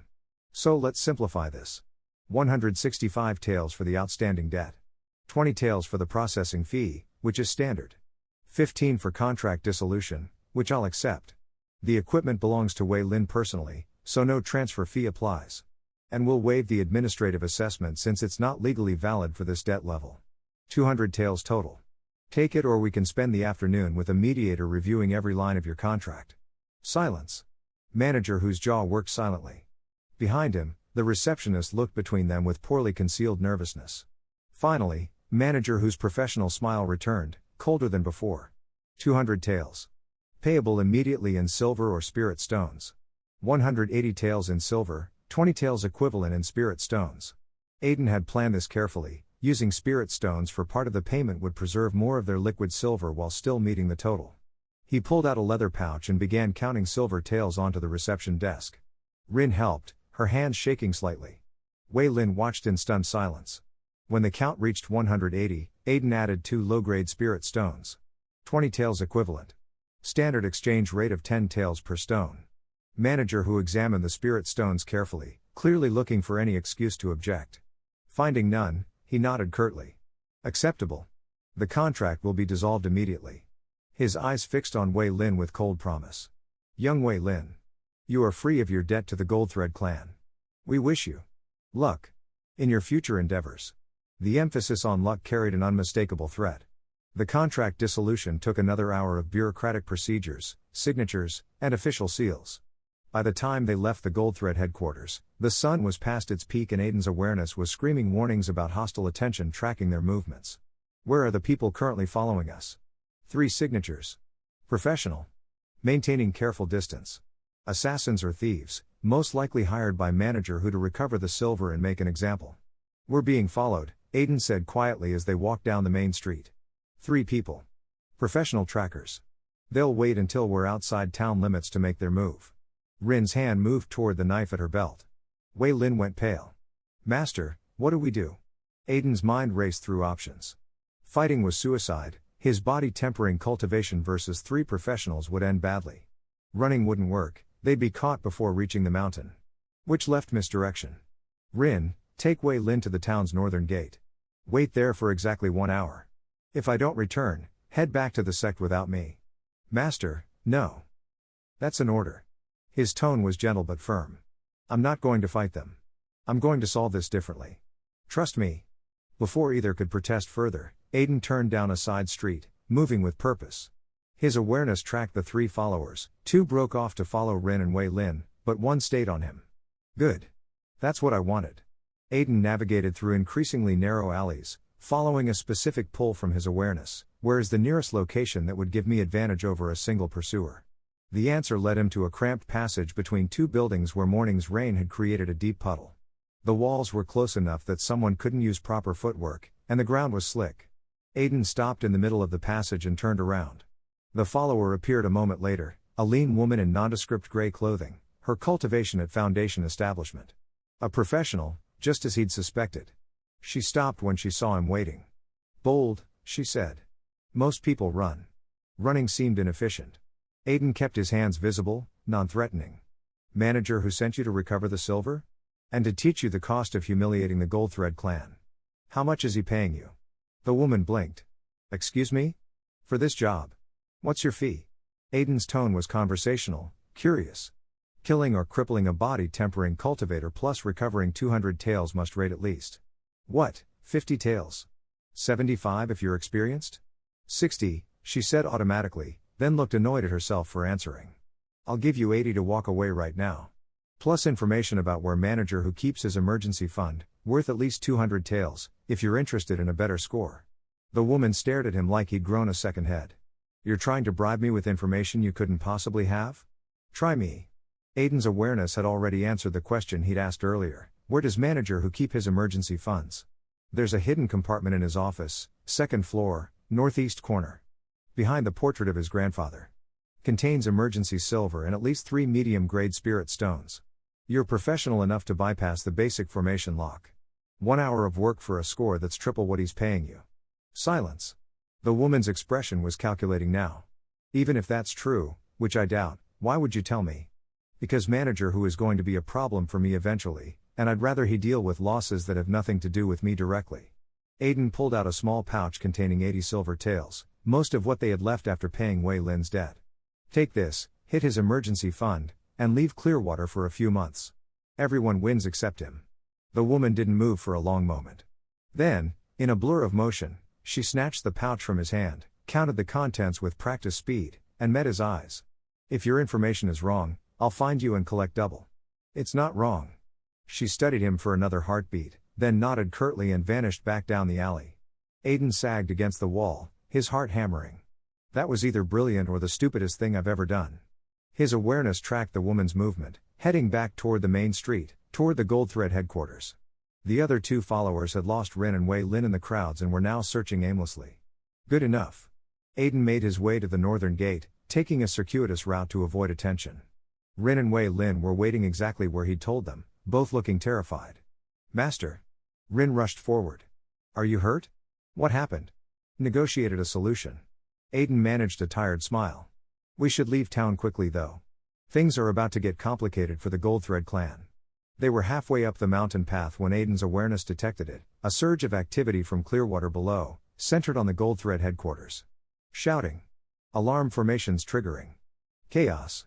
Wei Lin looked back at the town, then at Aiden with newfound respect. What did you do? Provided accurate intelligence to a motivated professional. Aiden kept walking. Manager who is about to have a very bad day. Not our problem. By the time they reached the falling star sect as the sun was setting, Aiden had exactly 12 silver taels left to his name, 0 spirit stones, and 1 exhausted body that desperately needed rest. But he also had a new disciple. Rin helped Wei Lin settle into one of the abandoned outer buildings, not comfortable, but serviceable after basic cleaning. The young alchemist stood in the doorway of his new quarters, staring out at the ruined sect grounds with an expression Aiden couldn't quite read. I know it doesn't look like much, Aiden said gently. But we have a functional spirit vein now, a cultivation chamber, and genuine potential for growth. It's not that. Wei Lin turned to face him. Master Chen. Why did you really recruit me? You spent nearly everything you had on someone you just met. That's not rational. Aiden considered how much truth to share. I needed an alchemist with deep theoretical knowledge. You fit that requirement perfectly. Everything else is just risk management. There's more to it than that. Wei Lin's analytical eyes were sharp. You knew exactly where to find me. Knew my debt situation. Knew how to manipulate manager who. Knew where his emergency fund was hidden. He paused. You have some kind of information gathering ability, don't you? Something that guides you to what you need. Too observant. Enhanced intuition, Aiden said carefully, using his standard explanation. Side effect of my chi deviation. I can sense opportunities and threats more clearly than normal. And you sensed that I was. What? Worth the investment? Yes. That much was completely honest. You're brilliant, Wei Lin. You've just been in an environment that only valued one specific skill you happen to be weak at. But there are dozens of other applications for your knowledge. Pill formulation is important, but understanding reagent interactions, poison theory, alchemical processes, those skills are equally valuable. Wei Lin was quiet for a moment. What do you need me to do? For now? Rest, recover, and start getting familiar with our situation.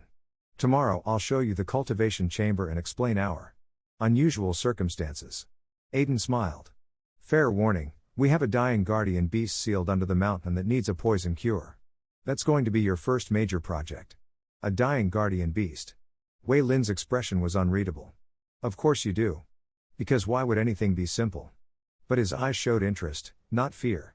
The spark of intellectual challenge lighting up despite the exhaustion. That night, Aiden sat in the main hall and assessed their situation. 2 disciples now, Rin and Wei Lin. 1 functional spirit vein with a sealed guardian beast attached. Basic cultivation chamber. Approximately 12 silver taels of liquid resources. Multiple sects watching with interest. The Gold Thread merchant clan now carrying a grudge. Elder Han returning in 76 days expecting either success or surrender. And somewhere deep beneath the mountain, a jade peak serpent sleeping in stabilized agony, waiting for a cure that didn't exist yet. Where is the nearest component needed for the serpent's poison cure? The answer came, unknown. Beyond current detection range. Aiden's awareness had expanded to 45 meters now, growing steadily through cultivation practice and physical development. But 45 meters wasn't enough to find rare alchemical components that might be hundreds of kilometers away. He needed more range. More resources. More disciples. More time. 76 days. Where is the next person whose fate is tightly linked to this sect's future? The pull came immediately, west, toward the mountain's far side, toward territory he hadn't explored yet. Distance, approximately 3 kilometers. Someone on the mountain itself. Aiden smiled and stood, his damaged hands throbbing but functional. Tomorrow he'd investigate the western side. Tomorrow he'd start Wei Lin on analyzing the beast's poison using the chi signatures Aiden could detect. Tomorrow he'd begin the next phase of building something impossible. But tonight, he allowed himself a moment of satisfaction. The falling star sect had been dead. Now it had 2 disciples, a guardian beast, a cultivation chamber, and a sect master who refused to accept defeat. In 76 days, Elder Han would return expecting a corpse. Instead, he'd find something else entirely.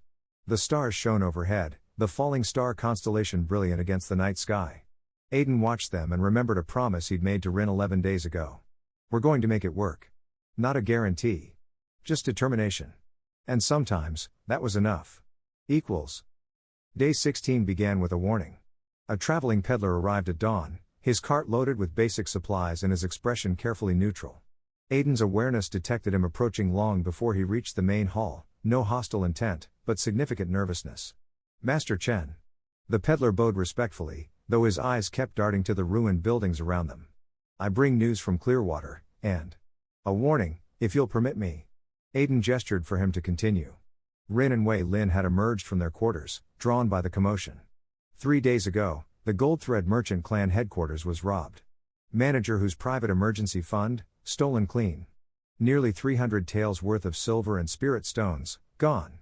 The peddler's voice dropped. Manager who is claiming you orchestrated it. Says you paid Wei Lin's debt with stolen money, that you're a fraud and a thief hiding behind Sect credentials. Wei Lin went pale. That's insane. We paid in front of witnesses with legitimate funds. Doesn't matter. The peddler shook his head. Who's spreading the story anyway? And he's declared an economic embargo. Every Gold Thread affiliated merchant in the region has been ordered to boycott the Falling Star Sect. No sales, no purchases, no services. He's also spreading rumors that your sect is cursed, that heaven itself disapproves of your methods. Aiden's expression remained calm, though internally he was calculating rapidly. Economic warfare instead of direct confrontation. Smart. Can't risk open conflict with other sects watching, so he attacks our ability to function. How many merchants are Gold Thread affiliated? He asked. In Clearwater? At least 60%. Who controls most of the supply chains, medicinal herbs, formation materials, basic cultivation resources? Even the independent merchants are nervous about crossing him. The peddler hesitated. I'm risking my relationship with them just being here, Master Chen. But I thought you should know what you're facing. Aiden pulled out 2 of their remaining 12 silver taels and pressed them into the peddler's hand. Thank you for the warning. And for your courage. If anyone asks, you came up here trying to sell supplies and I turned you away because we're too poor. Tell them the Falling Star Sect is on its last legs. The peddler blinked in surprise. You want me to spread that story? Exactly that story. Make it convincing. Aiden smiled. Sometimes the best defense is appearing weaker than you are. After the peddler left, Wei Lin turned to Aiden with barely contained panic. Master, 60% of the merchants? We can't survive a full embargo. We need formation materials, medicinal supplies, basic food. We need those things from merchants who want Gold Thread's business, Aiden interrupted calmly. What we actually need is to make ourselves valuable to merchants who want Gold Thread's market share. He turned to Wei Lin with focused intensity. You said your theoretical knowledge was flawless. Prove it. I need you to formulate something unique, The world ended in fire and electricity. Aiden Vale's championship run, 4 consecutive world titles, 300 players under his command, victory 3 minutes away, ended when his custom gaming rig exploded. Heat. Pain. Darkness. Then his eyes opened to a ceiling of rotting wood. What? His lungs burned, dragging in air that tasted wrong, thick with moisture and something bitter, medicinal. He tried to sit up and nearly collapsed. His body felt alien, lighter but weaker, as if his bones had been replaced with hollow reeds. These weren't his hands. Too soft, uncalloused, belonging to someone who'd never gripped a mouse for 10,000 hours. This isn't. I'm not. Memories that weren't his crashed into his consciousness like a dam breaking. Chen Aiden. 24 years old. Sect master of the Falling Star Sect.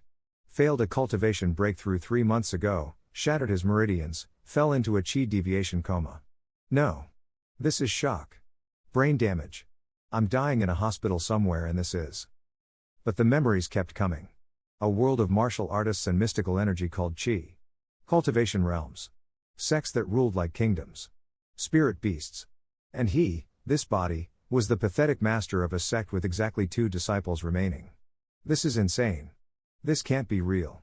A prickling sensation suddenly crawled across his awareness, like phantom fingers testing the air. He could sense the room's dimensions without looking, feel the space around him in a sphere perhaps 3 meters wide. What is that? Master? A small voice, trembling. Aiden's head snapped toward the sound. A girl knelt beside his sleeping mat, 13, maybe, with dirt-smudged cheeks and eyes too large for her gaunt face. Rin, the memories supplied. One of his 2 remaining disciples. Master, you're finally awake. Her voice cracked with desperate relief. We thought you wouldn't. The prickling sensation exploded into screaming urgency. Danger. Behind. Now. Aiden's body moved on pure instinct, rolling sideways off the thin sleeping mat. A dagger plunged through the cushion where his spine had been a heartbeat before, the blade sinking deep into cloth and straw. He hit the floor hard, his weak body protesting, and looked up into the eyes of a 15-year-old boy holding the knife. Jiro. The other disciple. Desperation painted across his gaunt features, the dagger shaking in his white-knuckled grip. Time seemed to slow. Aiden's mind, the mind that had commanded impossible raids, that had calculated split-second decisions, processed everything with brutal clarity. He's starving. Terrified. Not a killer, just desperate. 3 months watching his master die, food running out, enemies circling. He sees one escape, kill the master, take what's left, run. Logical. Ruthless. Exactly what I'd do in his position. But logic didn't change the immediate problem. Jiro yanked the dagger free, started to raise it again. His stance was wrong, his grip too tight, his breathing too fast. Untrained. Terrified. Aiden grabbed a piece of broken pottery from the floor and moved. His damaged body barely obeyed, weak, slow, nothing like his mind demanded. But Jiro was slower, paralyzed by the shock of his failed ambush. Aiden closed the distance, caught the boy's wrist with one hand, and drove the pottery shard into his throat with the other. It was over in 3 seconds. Jiro's eyes went wide.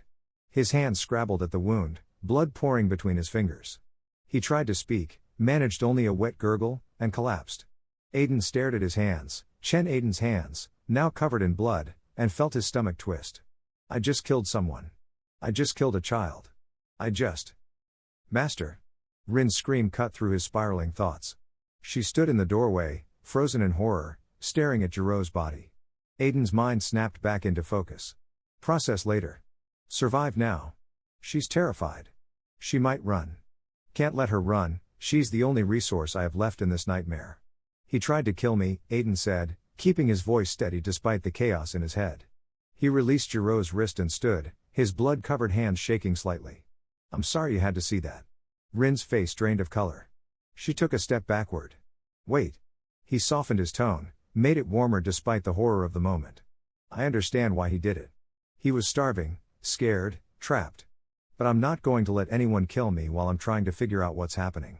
He paused, meeting her eyes. You're not planning to stab me too, are you? The absurdity of the question seemed to break through her terror. She shook her head mutely. Good. Because honestly, I could use some help here. Aiden gestured at the body, then at himself, trying for a rueful smile that felt grotesque on his face. I just woke up from a 3-month coma to someone trying to murder me, and I'm barely standing. So if you're willing to stick around, I promise I'm not going to hurt you. Deal? Rin stared at him for a long moment, searching his face. Whatever she saw there, desperation, honesty, exhaustion, made her slowly nod. Okay. Aiden exhaled, relief washing through him. Help me move him outside. We'll give him a proper burial. He deserves that much. They wrapped Jiro's body in old cloth and carried it to the mountain's edge where the Sect cemetery lay, a collection of weathered stones marking generations of forgotten disciples. Aiden's weak body nearly gave out twice, but Rin helped support him. As they dug the grave in silence, Aiden's mind raced. This is real. Somehow, impossibly real. I died and woke up in someone else's body in a world with martial arts and mystical energy, and I just killed someone and I have no idea what I'm doing. But panic wouldn't help. Analysis would. Facts, I'm in Aiden's body. He was weak, his sect is dying, and I have one terrified disciple left. I have some kind of danger sense that saved my life. I have 3 months of Aiden's memories, but they're fragmentary, like watching someone else's life through a broken window. Resources, 1 disciple. A ruined sect. Enemies waiting for us to collapse. Aiden's body is damaged, cultivation crippled, meridians shattered. I'm weaker than a common thug. Goal, survive. Figure out what's happening. Find a way forward. After they'd buried Jiro and said what words felt appropriate, Aiden kept them simple and genuine. They returned to the main hall. The sun was setting, painting the ruins in orange and gold. Rin, Aiden said gently. I need to understand our situation. Can you tell me honestly, how bad is it? She sat down on the floor, exhaustion and trauma painting her features. 2 weeks of food if we're careful. 60 silver taels left. The spirit vein is dead, ran dry decades ago. Elder Han from the Iron River sect has been circling for 3 years, waiting for the sect to collapse so he can claim the mountain. Everyone else left years ago. It's just been. She swallowed. Just been me and Jiro for 3 months, waiting for you to wake up or die. 2 weeks of food. Minimal money. No infrastructure. Enemies waiting. 1 traumatized disciple. Aiden had started championship raids with better odds. But he'd also turned impossible situations into victories before. Okay. He nodded slowly, his mind already working through possibilities. Thank you for staying. For taking care of me while I was unconscious. That took courage. Rin's eyes glistened. I had nowhere else to go, Master.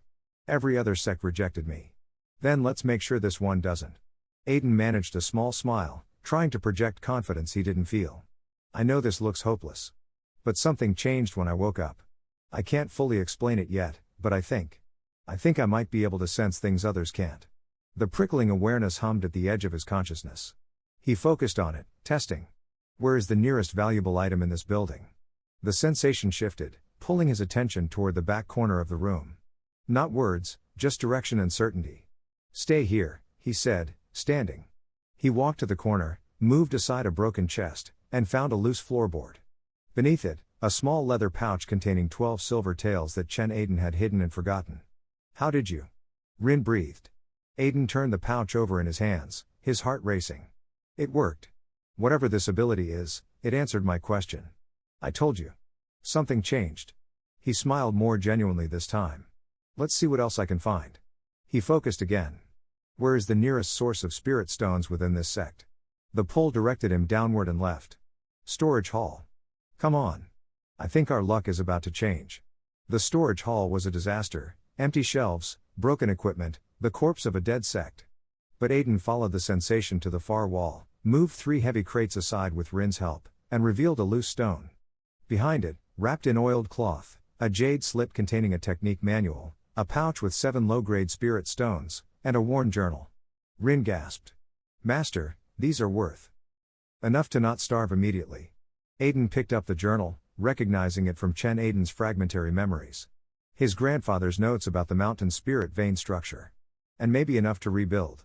He spent the next hour reading by lamplight while Rin prepared a small meal with their limited supplies. The journal detailed 2 veins, a primary that had run dry, and a secondary vein deeper in the mountain that previous generations had failed to reach. Aiden closed his eyes and focused. Where is the nearest active spirit vein? The pull directed him downward and northeast. Directly beneath the main hall's foundation. Much closer than the journal indicated. Spirit veins move over time. The old excavation sites were searching in the wrong location. He opened his eyes to find Rin watching him nervously.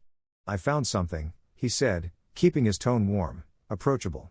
There's still a spirit vein under this mountain. The previous attempts to reach it were just looking in the wrong place. Master, your grandfather searched for years. I know. But I have an advantage he didn't.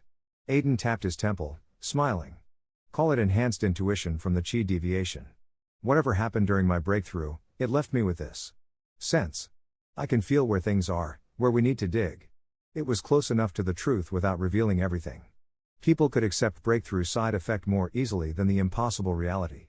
Starting tomorrow, we excavate beneath the northeast corner of the main hall. If I'm right, and I'm pretty sure I am, we'll reach the secondary vein within a week. He met her eyes. Are you willing to try? I can't promise success, but I can promise I'm not going to give up on this sect. Rin studied his face for a long moment, then slowly nodded. I'll help, Master. Thank you. And Rin? He softened his voice. I'm sorry about Jiro. I'm sorry about all of this. But we're going to make it work. I promise. The next morning, they began excavation. Aiden's soft hands blistered within an hour, then bled, then began hardening. His damaged body screamed in protest with every swing of the pickaxe. But he kept working, keeping the mood as light as he could manage given the circumstances.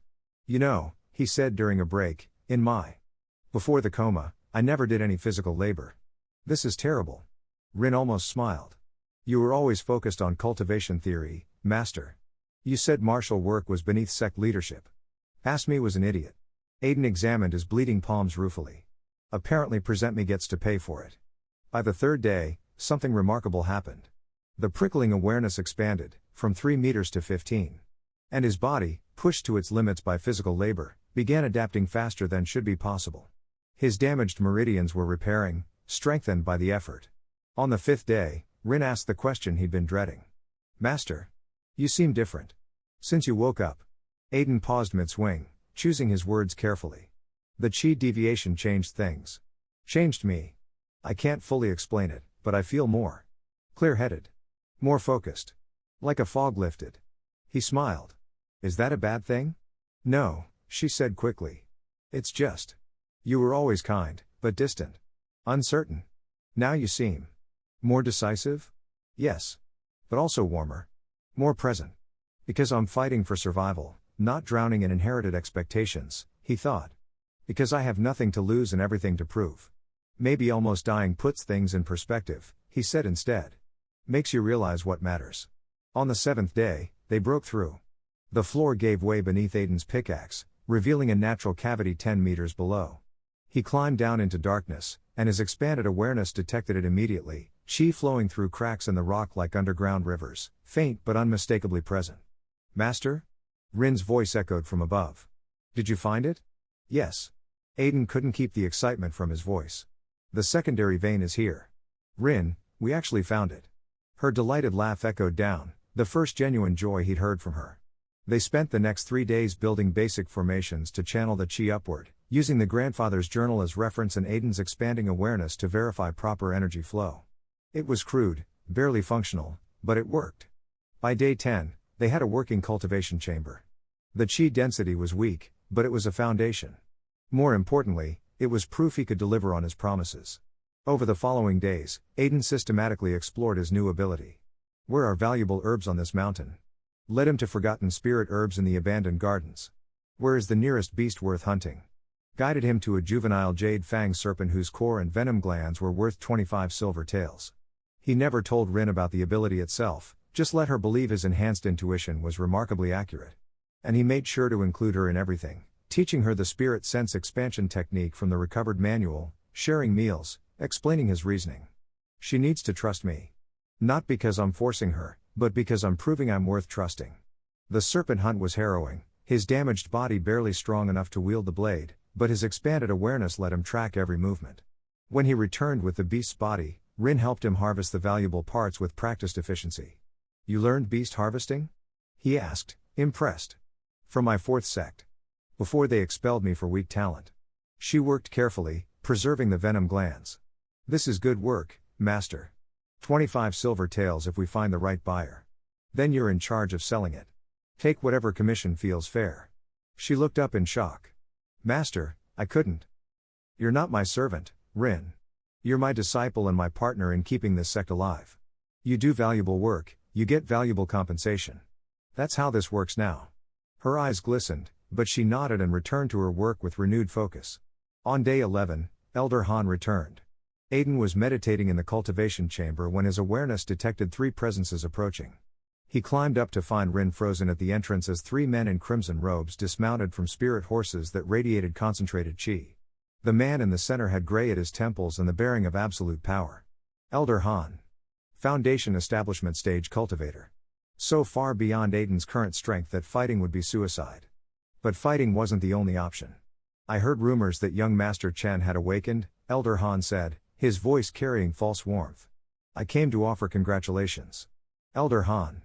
Aiden bowed respectfully, not too deep, maintaining dignity, but acknowledging the power differential. Thank you for your concern during my recovery. Please, what brings you to our humble mountain? Concern for your future, young master. Elder Han's smile showed too many teeth. The Falling Star sect has suffered greatly. Perhaps it's time to consider alternative arrangements. Join the Iron River sect as an outer disciple. Sign this mountain over to our management. We'll provide resources to repair your cultivation. Everyone benefits. Aiden let the offer hang in the air for a moment, as if seriously considering it. Then he smiled apologetically. I appreciate the generous offer, Elder Han. Truly. But I'm not ready to abandon my grandfather's legacy just yet. He gestured at the main hall behind him. We've made some progress in the last few days. Nothing dramatic, but enough to give me hope. Would you consider giving me 90 days to demonstrate whether the sect can recover? If by autumn we haven't shown meaningful improvement, I'll accept your offer gladly. Elder Han's expression flickered with something, surprise, calculation, amusement. 90 days? To revive this disaster? Just enough time to try. Aiden kept his tone warm, reasonable. If I fail, you get the mountain without any resistance. If I succeed, well, then perhaps we can discuss partnership terms rather than absorption. Either way, you come out ahead. And I get to know I gave it my best effort. The silence stretched. Aiden maintained his friendly expression, projecting confidence and Wei Lin looked stunned. Master, I don't know what to say. Say you'll keep formulating brilliant products. Aiden's tone was warm. This is just the beginning. Once word spreads about the ointment's effectiveness, other merchants will come looking for similar arrangements. We're building a reputation as innovators, as a sect that produces value beyond just martial strength. That night, alone in his quarters, Aiden allowed himself a moment of satisfaction. 21 days since waking in this world. In that time, killed one disciple who tried to murder him, found a secondary spirit vein, stabilized a dying guardian beast, recruited an alchemist, established a commercial product, secured a distribution contract worth 1,800 taels annually, and positioned the sect for actual growth.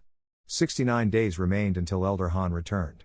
His awareness stretched outward, now reaching 50 meters, growing steadily through cultivation and use. He could sense Rin practicing in her quarters, her technique improving daily. Could sense Wei Lin in his makeshift laboratory, already working on notes for potential new formulations. Could sense the spirit vein pulsing below, the guardian serpent sleeping in stabilized peace. Where is the next major threat to this sect's survival? The answer came with uncomfortable clarity: southeast. Moving closer. Estimated arrival, 4 days. Whatever was coming, it was significant enough for his awareness to classify as a major threat. Aiden smiled grimly. Of course there's another crisis coming. That's how this works.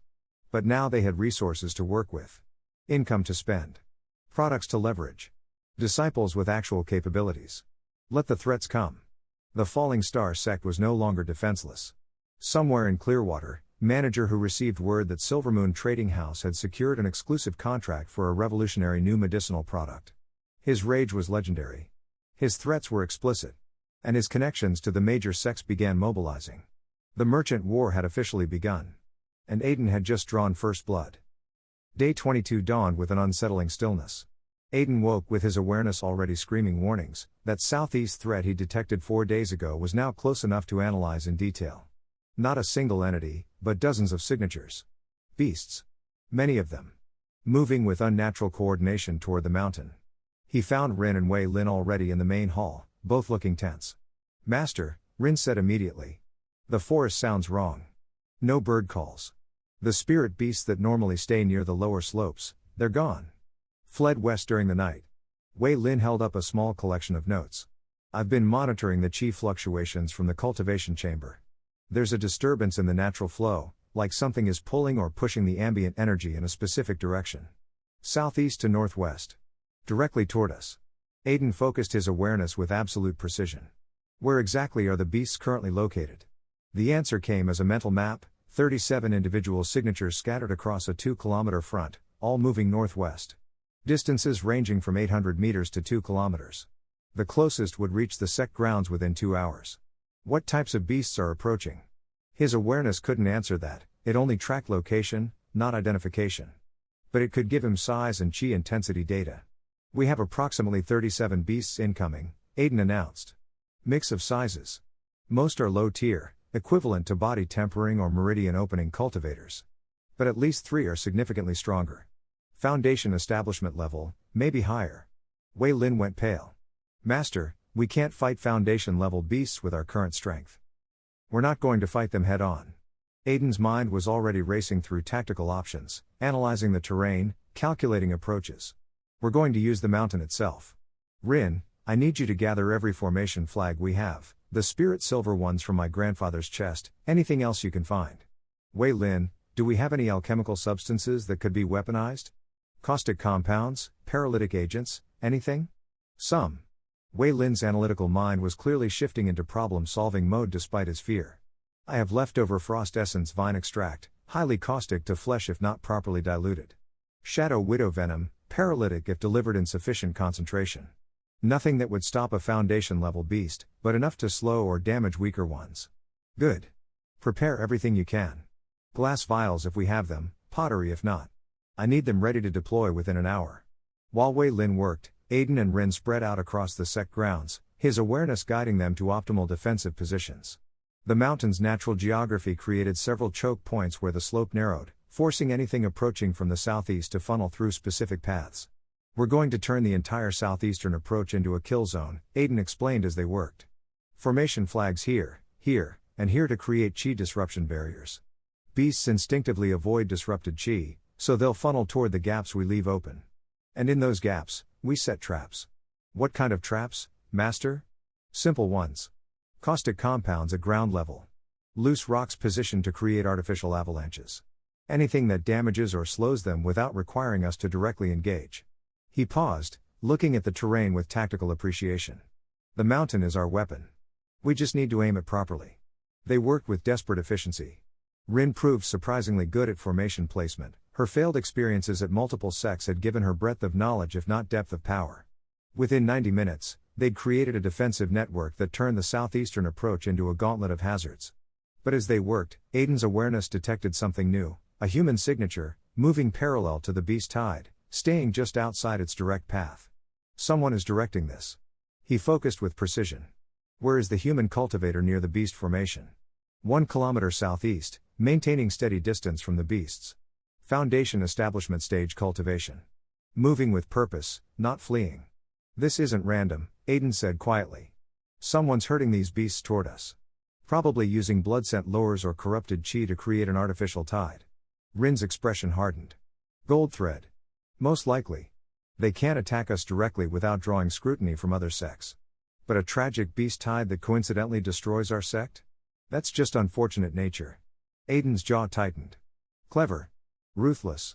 And completely deniable. Master, what do? We survive. Then we prove what happened. Then we make them regret it. He checked his awareness again. The first beasts were now within 500 meters. Get to your position. Remember the signals we discussed. And Rin? Yes, Master? Trust your training. Trust the formations. And trust that I can see things you can't. He smiled, trying to project confidence despite the churning fear in his gut. We're going to make it through this. The first beasts hit their defensive perimeter 18 minutes later. Aiden stood on the main hall's upper balcony, his awareness expanded to its maximum 50-meter radius, tracking every signature in range. Rin was positioned at the primary choke point, sword drawn, 3 formation flags creating a chi disruption barrier that forced beasts toward her position. Wei Lin was in the cultivation chamber below, ready to provide support but kept away from direct combat. The initial wave consisted of 6 gray fang wolves, low-tier spirit beasts, but still dangerous in numbers. They approached from the southeast slope, their chi signatures burning with unnatural aggression. Something's wrong with them. Their chi patterns are erratic, corrupted. Rin, first group incoming. 6 wolves. They're moving faster than normal, something's driving them into frenzy. Don't try to fight them head on. Let them hit the caustic trap at position 3. He could sense her tension even from this distance, but she obeyed, falling back from her initial position and letting the wolves charge forward into the narrow gap where Wei Lin had poured frost essence extract across the path. The lead wolf hit the caustic zone and shrieked, a sound of pure agony as the concentrated extract burned through its paws and underbelly. The others scattered, avoiding their packmate's fate, which forced them into the secondary trap, loose rocks that Aiden had positioned precisely for this moment. Rin, formation flag alpha. Activate now.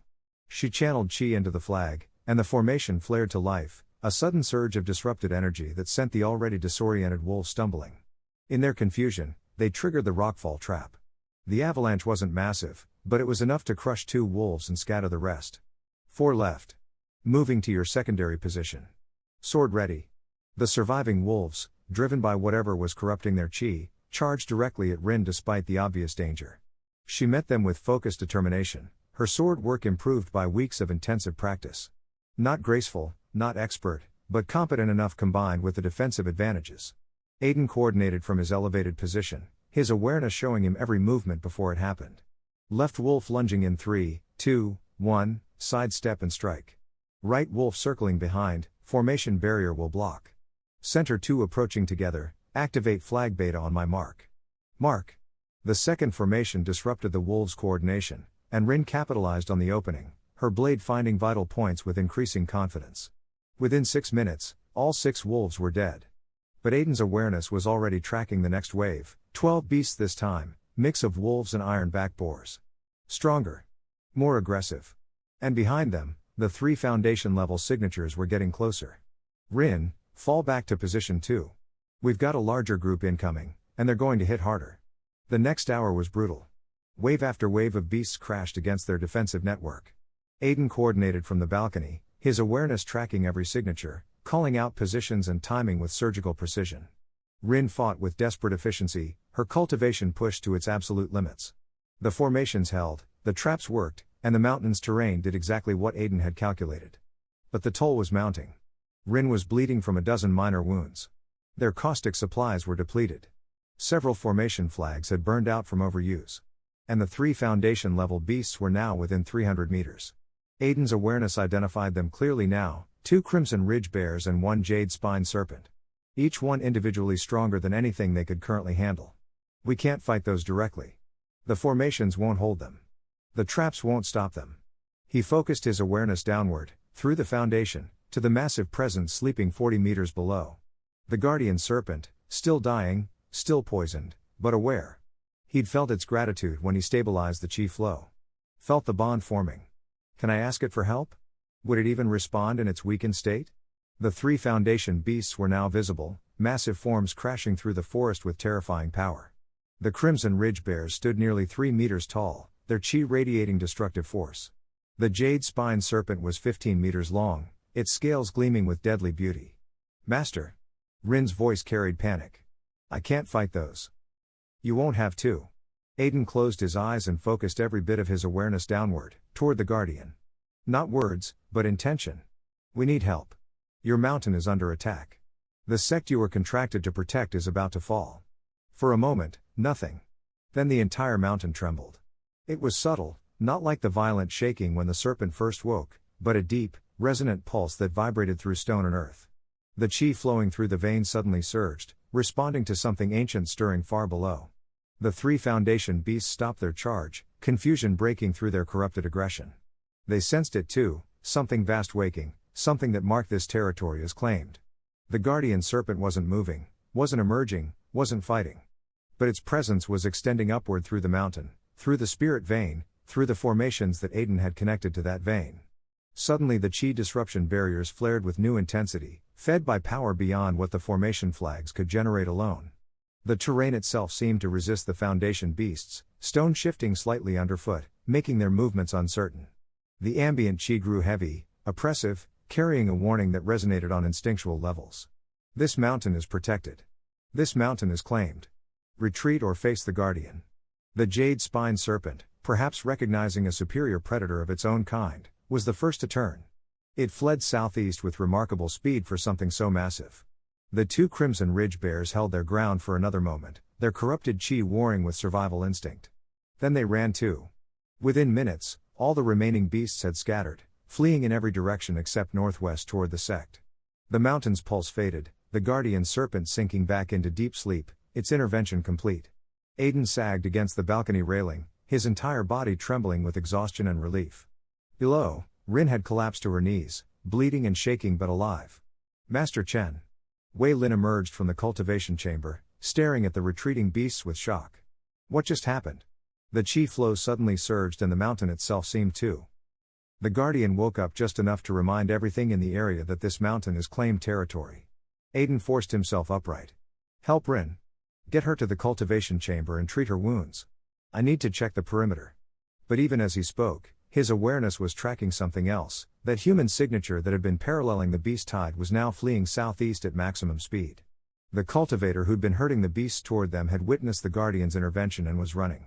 Good. Let them run. Let them report what they saw. Aiden spent the next hour walking the sect grounds, his awareness mapping the aftermath. 17 dead beasts scattered across their defensive positions. Broken formation flags. Depleted traps. But the buildings were intact, his disciples were alive, and the threat had been repelled. More importantly, scattered among the corpses were valuable resources, beast cores, valuable pelts, organs that Wei Lin could use for alchemical research. Rin, once you're treated and rested, I need you to help harvest these beasts. The cores alone are worth 50 taels minimum. The other materials, pelts, organs, bones, probably another 70 taels if we sell carefully. Master, shouldn't we report this? Rin's voice was weak but steady. An artificial beast tide is a serious crime. If Goldthread is responsible. We need proof first. Aiden knelt beside one of the dead wolves, examining it closely. The corruption in its chi was obvious to his awareness, but visible evidence was harder. Wei Lin, can you analyze these beasts? Specifically look for any trace compounds or foreign substances that might explain their abnormal aggression. Wei Lin approached cautiously, his alchemist's eye examining the wolf's body with professional focus. I'll need to do a thorough analysis, but... Master, look at this. He pointed to the wolf's fur around its neck and shoulders. Faint reddish residue, almost invisible but present. Blood scent powder, Wei Lin said quietly. Alchemically enhanced to drive carnivorous beasts into feeding frenzy. Expensive to produce and highly illegal to use near settled areas. This isn't natural beast behavior, this is deliberate manipulation. Can you trace where it came from? Possibly. Different alchemists use different binding agents in blood scent formulas. If I can identify the specific compounds. Wei Lin carefully collected samples. It will take a few days, but I might be able to narrow down which alchemical supplier produced this batch. Aiden smiled grimly. Do it. Document everything. We're going to need evidence when we take this to the regional authorities. Over the next 3 days, while Rin recovered and they harvested the beast materials, Wei Lin worked obsessively in his makeshift laboratory. Aiden split his time between coordinating the cleanup, repairing their defensive formations, and watching for any follow-up attacks. None came. The beast tide had been a single calculated strike, not an ongoing campaign. On day 26, Wei Lin presented his findings. The blood scent powder uses a binding agent that's distinctive, copper root extract mixed with refined beast marrow. Only 3 alchemical suppliers in the region use that specific combination. He laid out his notes. 1 is in the capital, too far to be relevant. 1 is an independent craftsman with no merchant affiliations. And the 3rd is contracted to Gold Thread, Aiden finished. Exclusively contracted. For the past 8 years. Wei Lin's expression was grim. This powder almost certainly came from their supplier chain. Almost certainly isn't proof in a legal sense, Aiden said. But it's enough to start asking uncomfortable questions. Rin, how's your recovery? Better, Master. The meridian stabilizing ointment works remarkably well. She smiled slightly. I'm ready to travel if needed. Good. Because we're going to Clearwater tomorrow. We need to have a conversation with Madame Yue, and then we're going to pay a visit to the regional magistrate's office. That evening, Aiden stood on the balcony where he'd coordinated the defense, looking out over the Sect grounds. The harvested beast materials were worth approximately 120 taels total, a significant windfall that would help rebuild their depleted resources. But more valuable than the money was what the defense had demonstrated. The Falling Star Sect survived a beast tide with 2 disciples and minimal resources. We held the mountain. We protected our territory. News of the attack was already spreading through the region, traveling merchants had seen the beast movements, local hunters had noticed the disruption. Within days, every sect and merchant clan would know that Falling Star had successfully defended against a coordinated assault. The question was whether they'd also learn who orchestrated it. Aiden's awareness stretched outward, now reaching 55 meters after the intense cultivation practice required during the defense. He could sense the guardian serpent far below, its presence slightly stronger, as if the brief intervention had energized it somehow. Thank you, he projected downward. For protecting your mountain. For protecting us. The response came as a warm pulse through the stone, not words, but acknowledgement. The bond between Sect Master and Guardian had deepened. Tomorrow would bring new challenges. Confronting Gold Thread with evidence, navigating regional politics, dealing with the aftermath of survival. But tonight, Aiden allowed himself to simply appreciate what they'd accomplished. 64 days remained until Elder Han returned. And the Falling Star Sect was no longer defenseless. The next morning, Aiden, Rin, and Wei Lin descended to Clearwater carrying carefully documented evidence and samples of the blood scent powder. They headed first to Silvermoon Trading House, where Madame Yue received them in her private office. Master Chen. Her expression was carefully neutral. I heard about the beast tide. The whole region is talking about how your sect survived with minimal losses. We were lucky, Aiden said. And well prepared. But we weren't the target of random nature, Madame Yue. We were the target of deliberate sabotage. He laid out Wei Lin's findings, the chemical analysis, the supplier chain connection to Gold Thread. Madame Yue examined the evidence with sharp attention, her merchant's mind clearly calculating implications. This is serious, she said finally. If you can prove Gold Thread orchestrated an illegal beast tide to eliminate business competition, it would destroy their reputation and potentially lead to criminal prosecution, Aiden finished. Which is why we need to be very careful about how we present this evidence. I'm not looking to start a legal war we can't win. But I am looking to ensure Gold Thread understands that attacking us has consequences. What do you need from me? Witness testimony. You're a respected merchant with no personal stake in the conflict. If you're willing to testify that Gold Thread has been engaged in predatory economic warfare against competitors, it strengthens the overall pattern of behavior. Madame Yue was quiet for a long moment. You understand what you're asking? Testifying against Gold Thread could damage my business relationships, make me a target. I do. And I'm not asking lightly. Aiden met her eyes.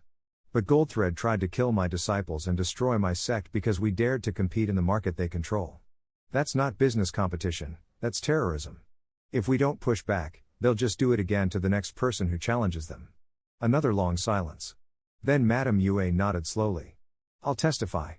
But Master Chen, you need to be prepared for this to escalate. Manager who has connections to major sects.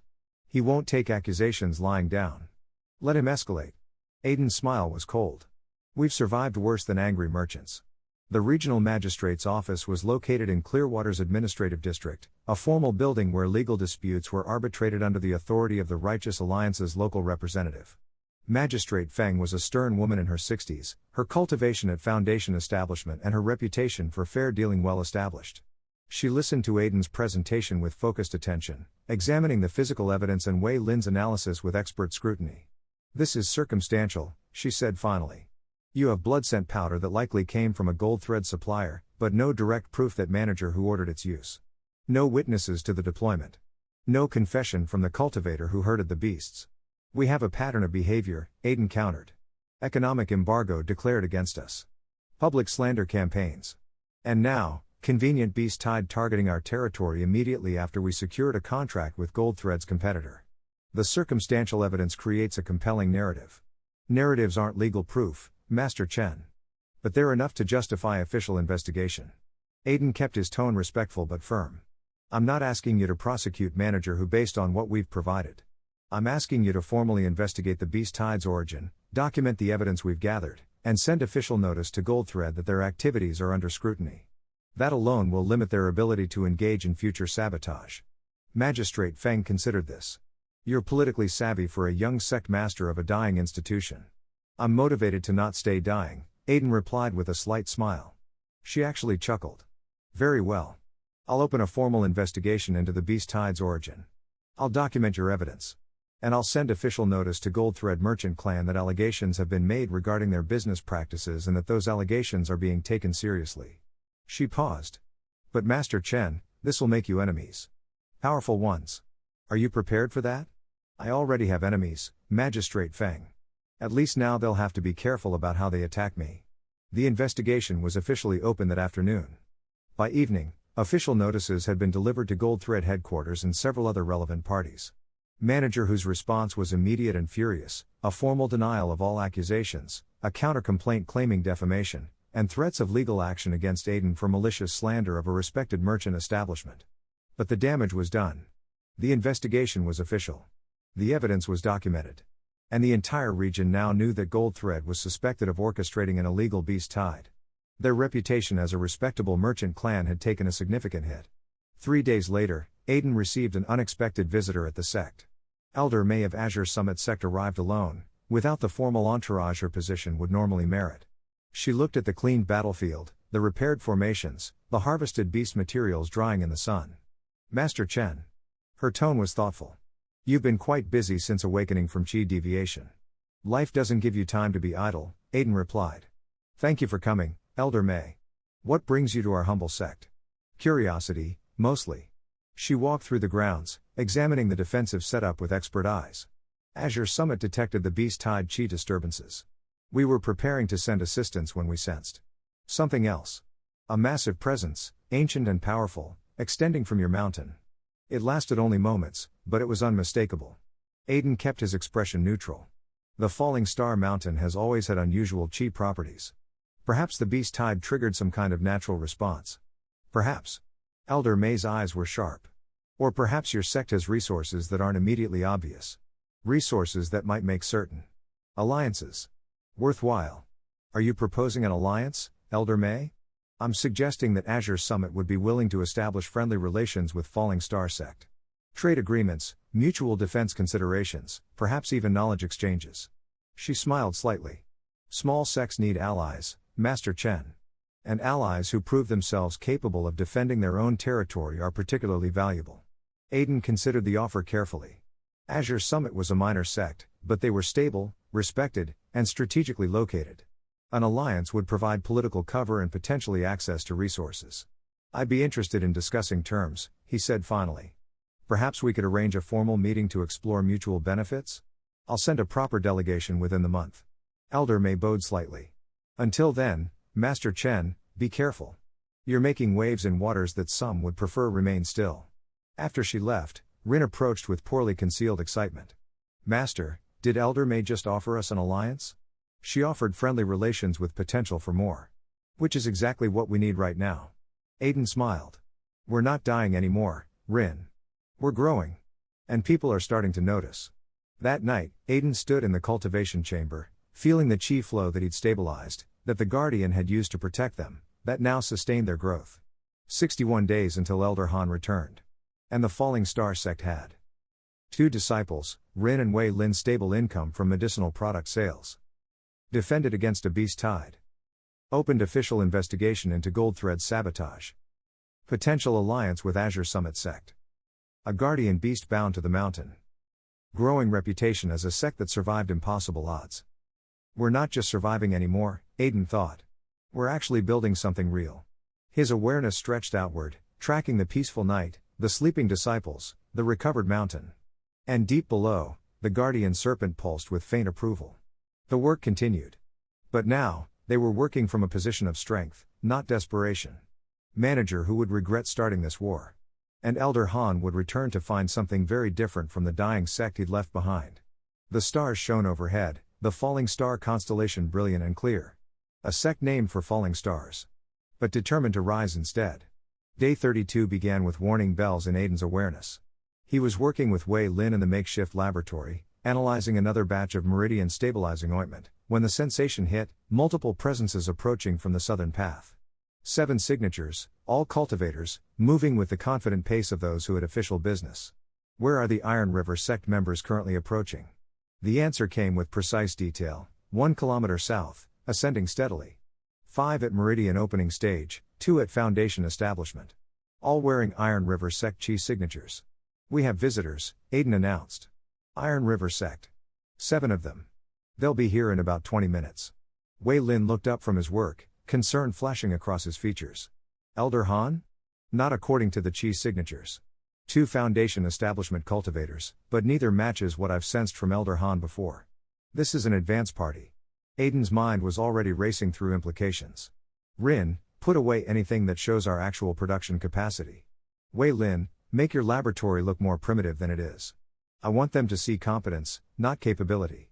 Master, what are they here for? To probe our defenses, assess our resources, and probably plant a spy. Aiden smiled without humor. Elder Han heard about the beast tide and our survival. He's not waiting the full 90 days anymore, he wants current intelligence. By the time the Iron River delegation reached the main hall, Aiden had positioned everything perfectly. The sect grounds looked functional but modest, repaired buildings, but obviously poor. Visible defensive formations, but simple ones. Evidence of recent beast combat, but not the full extent of their harvested materials. He greeted them from the main hall steps, wearing his cleanest robes and a welcoming smile. The delegation was led by a severe-looking woman in her 40s with foundation establishment cultivation. Her companion was a younger man, also foundation establishment, with the calculating eyes of someone who made his living assessing threats and opportunities. Master Chen Aiden of Falling Star Sect, the woman announced formally. I am Elder Yun of Iron River Sect, and this is Inner Disciple Commander Feng. We heard about the beast tide that struck your mountain. Elder Han sent us to offer assistance and assess any damage to neighboring territories. Polite lies wrapped in official courtesy. They're here to see if we're weak enough to push over. Elder Yun, Commander Feng. Aiden bowed respectfully. Your concern honors us. As you can see, we survived the beast tide with minimal damage. Our defenses held adequately. Impressive, for a sect of. Elder Yun's eyes swept the grounds, clearly counting. How many disciples do you currently maintain, Master Chen? 2 formal disciples at present, Aiden said easily. We're rebuilding slowly after my recovery from chi deviation. Quality over quantity. The 5 meridian opening cultivators spread out through the grounds with practiced efficiency, ostensibly inspecting for structural damage but clearly cataloging everything they could see. Aiden's awareness tracked their movements precisely. We brought supplies, Commander Feng said, gesturing to packs carried by 2 of the cultivators. Basic medicinals, formation repair materials. A gesture of goodwill between neighboring sects. Very generous, Aiden maintained his pleasant expression. Nothing is free.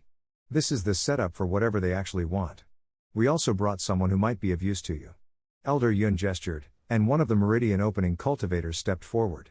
A young woman, maybe 17, with nervous eyes and the bearing of someone used to being overlooked. This is Lin Mei. She was training with our outer disciples, but her talents don't align with Iron River's martial focus. We heard you might be accepting new disciples, and we thought perhaps a transfer arrangement could benefit both sects. There it is. The spy. Aiden studied Lin Mei carefully. His awareness showed she was genuinely at Meridian opening stage, second level. Her cultivation was solid if not exceptional. Her nervousness appeared authentic. But there was something practiced about how she held herself, like an actor playing a role she'd rehearsed. Where is the person in this group most likely to report our secrets to Iron River? The answer pointed directly at Lin Mei. A generous offer, Aiden said thoughtfully. Though I'm curious why Iron River would part with a cultivator who's reached Meridian opening. That represents significant investment in training and resources. Her talents lie more in observation and analysis, Elder Yun said carefully. She has excellent memory, good formation theory knowledge, and adequate combat skills. But she lacks the aggressive martial spirit Iron River prizes. Your sect's reputation suggests a more scholarly approach might suit her better. They're not even being subtle. Excellent memory, observation skills, they might as well say professional spy outright. But Aiden saw an opportunity. A spy you know about is a weapon you can aim. I'd be willing to offer Lin Mei a trial position, he said. 3 months to demonstrate compatibility with our sect's methods. If she fits well, she can stay permanently. If not, she's free to seek opportunities elsewhere. Lin Mei bowed deeply. Thank you, Master Chen. I'll work hard to prove my worth. I'm sure you will. Aiden's smile was warm, genuine. And I'll make sure you see exactly what I want Iron River to know. Elder Yun's expression showed satisfaction. They'd accomplished their primary objective. Excellent. Now, if you wouldn't mind showing us the extent of the beast tide damage? Elder Han will want a detailed report to submit to the regional authorities. Of course he will. Detailed report meaning complete intelligence assessment. Aiden led them on a carefully curated tour. He showed them the southeastern approaches where the beasts had attacked, pointing out the defensive formations, the simple ones, not the more sophisticated network Wei Lin had helped design. He showed them the harvested beast materials, about 40% of what they'd actually collected, the rest hidden in storage.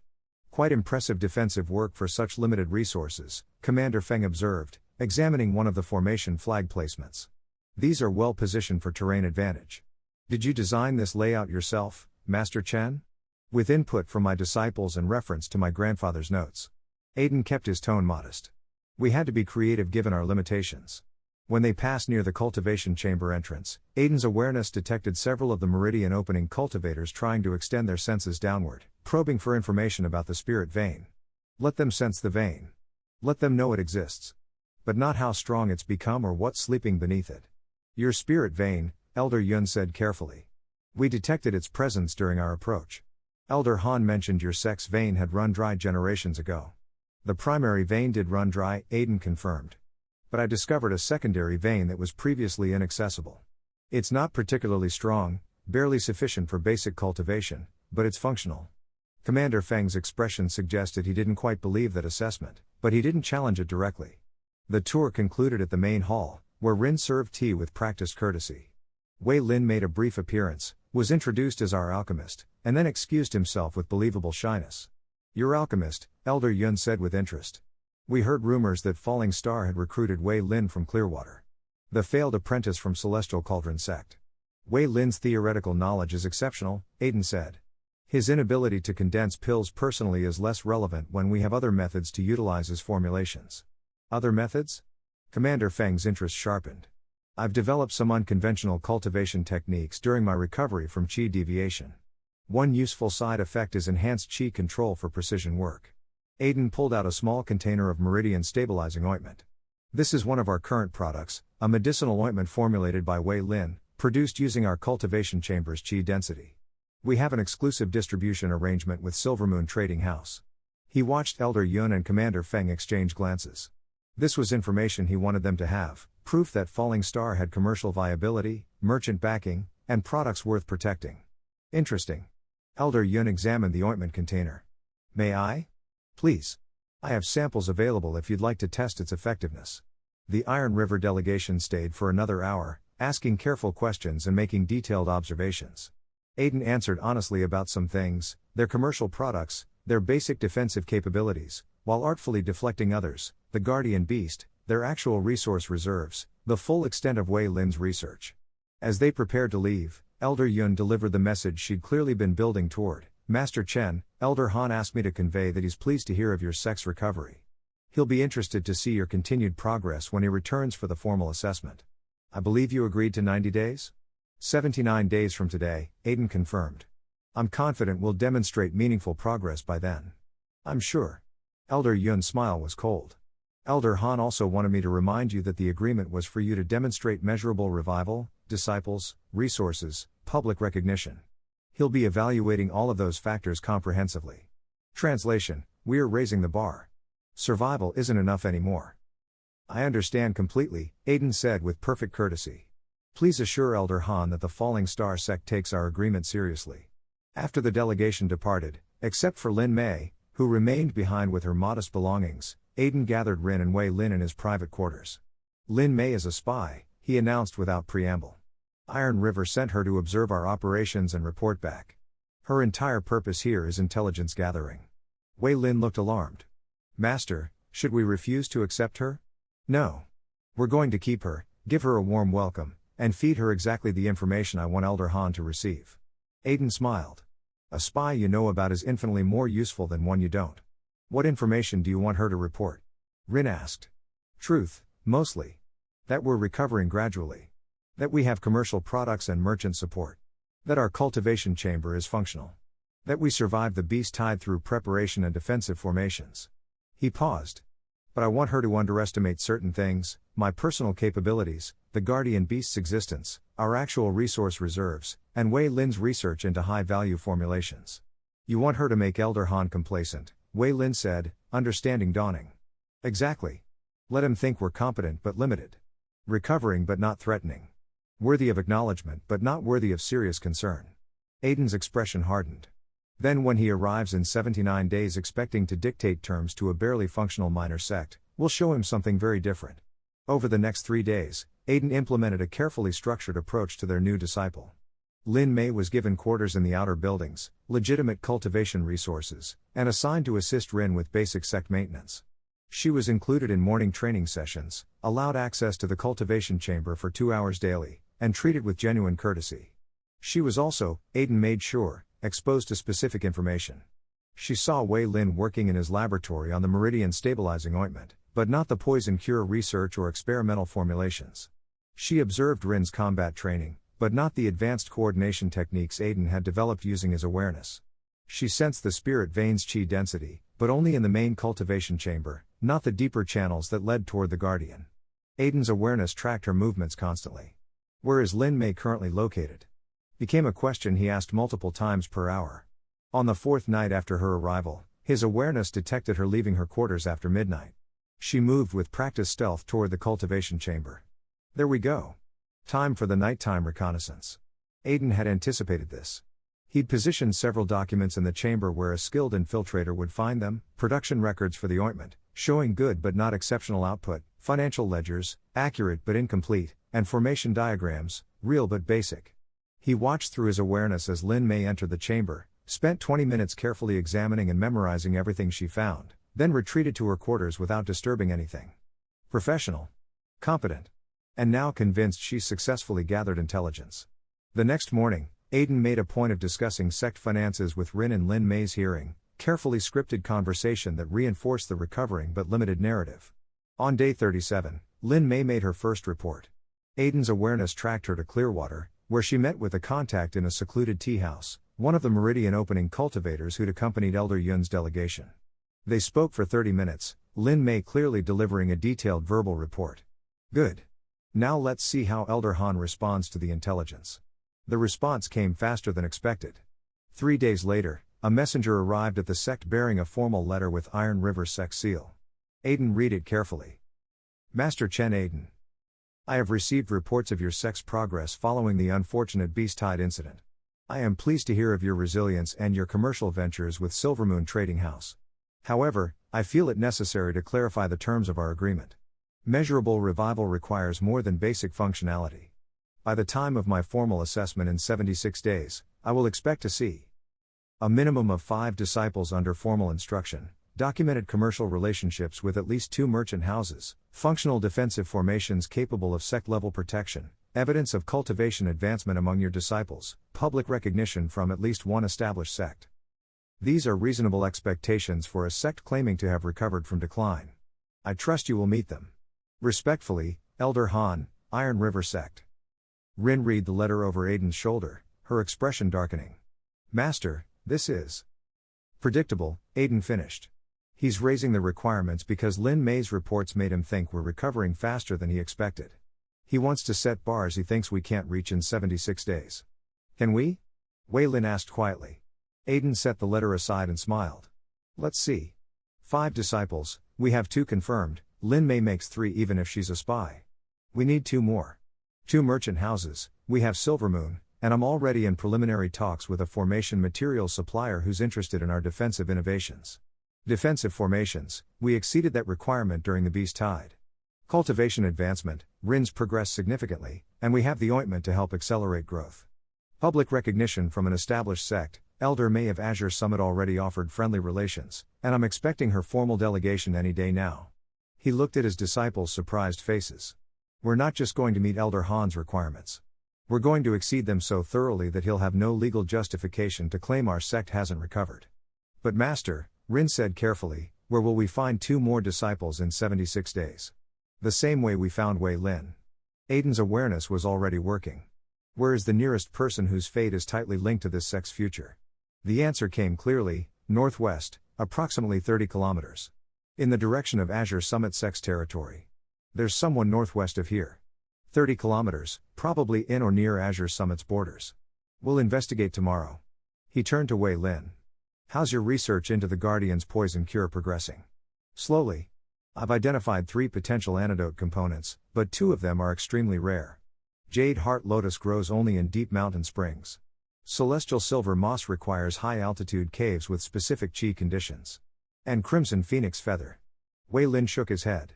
That requires killing or harvesting from a phoenix variant spirit beast of at least 3rd evolution. Nearly impossible to acquire. Nearly impossible isn't the same as impossible. Aiden filed the information away. Keep researching. Document everything you learn. When we find sources for those components, I want to be ready to move immediately.